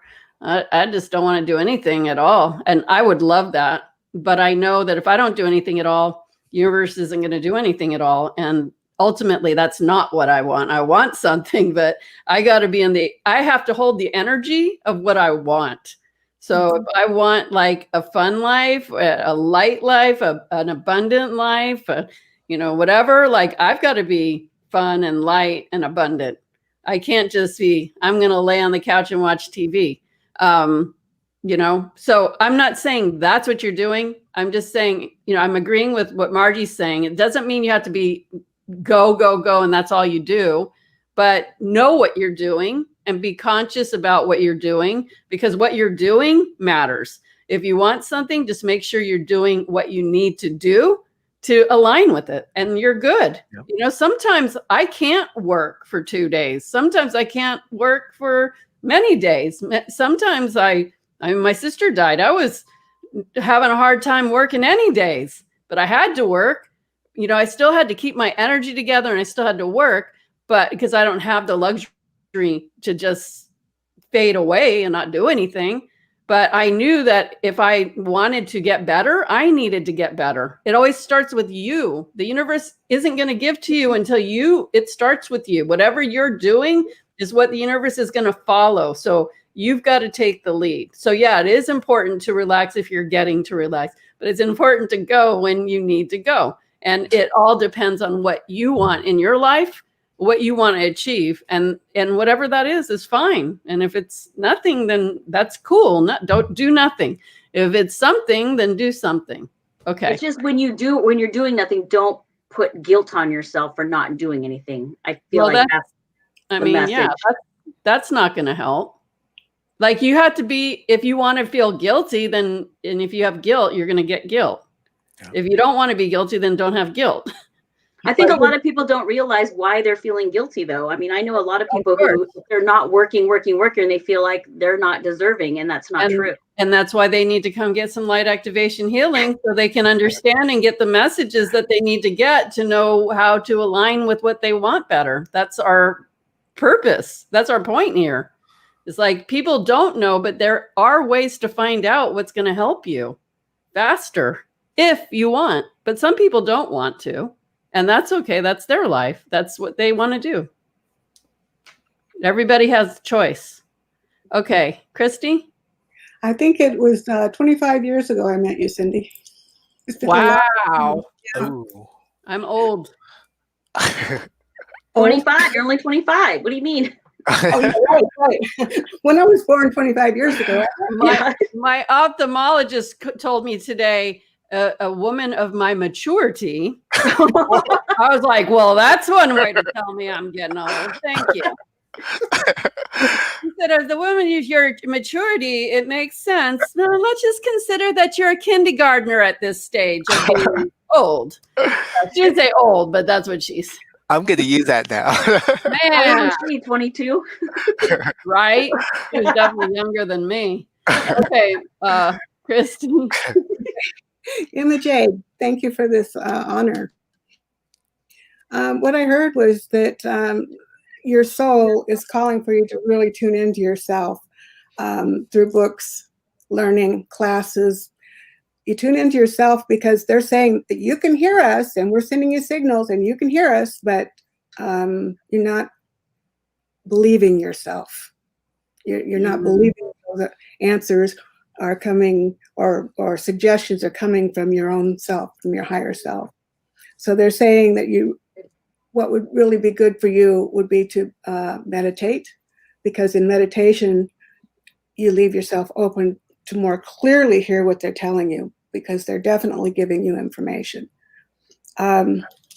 With the card, and it's safe for you to be powerful, meaning have confidence in yourself, believe what you're hearing, because what you're hearing is your truth. And the Maya was the second card. Both of these cards flipped. Schooling, study, and education helps your life purpose and personal growth at this time. The angels will help guide you and help you with this process. So both of these cards give verification to what I was receiving, which is you need to take time to slow down and listen to what you're being shown. They're telling me that they are giving you signs that you will recognize, that you'll see them over and over again. So you will recognize them if you take the time to listen. Okay, you're so love. You're full of love. You just need to slow down a little bit and hear what's being put out to you. And angels, I love angels. So you can always ask angels to be with you and help you. Right. I love that. Thank you. Yeah. Yeah. That's, when when you want to get a message, when you want to feel like you're getting guidance, you want to know what to do. It's always best to get silent, get quiet. And my thing is, I just go lay down on my bed and just okay, no sounds, just what's up, or a walk, it's like, I just have to get quiet. And another good place where I can get good messages is in the shower. If I want to know something and I'm not getting the message that clear, I will, when I'm in the shower, I ask, so what's up with this? I seem to get real easy, clear messages. And it makes sense because, water, number one, is a conduit and a connector of energy, but your analytical mind is busy with water hitting you, that it keeps it busy, and you can tune into that intuition part. So it's always good to get your analytical mind out of the way so you can hear the messages that are coming in for you, whether it's your soul. And a good way to connect to your soul is just put your hands to your heart and really imagine deep, deep, deep inside. Like imagine your heart and going deep inside to a beautiful pastel pink soul self. And it's like, I want to connect with you. What are you telling me today? And then if you say like, I didn't hear anything, say, if I could hear my soul right now, what would my soul tell me? And whatever you get, I want you to claim that. Okay. Of course, it would always be something, if it's your soul, it would be something supportive. You know, I know, like, I hope everybody understands here, like when I give a message, I'm going to give it to you as clearly as I'm getting. And sometimes we need to hear things just straight up, transparent, no sugar coating. Okay. That's so funny that you say that, because one time I was doing this meditation and I was doing like what you were saying, I was like asking, and then like I felt like somebody was talking to me like really mean, and I was like, why are you, is this my spirit guide talking to me? And they're like, in my head I'm thinking, yes, listen up. And I was like, why are you talking to me like that? They're like, we know exactly how to talk to you, that you will listen. And I was like, what? This is so weird. Yeah. Yeah, right. And it is, you know, that's how we will hear it. But sometimes, I mean, if you heard something like go jump off a bridge or hurt yourself, that is not an angel. That is not your soul. That is not any higher guidance. You will never hear something demeaning, disrespectful, negative, or rude. Like you're not going to hear anything like that. When you really hear your soul, most of the time, if you're hearing that, you will know that it's right for you. And sometimes you might even cry because it's like it resonated so deep that your soul, like you felt it on a soul level. That happens to me. It'll bring me to tears when I feel a message so deep, and I just know it's just so moving.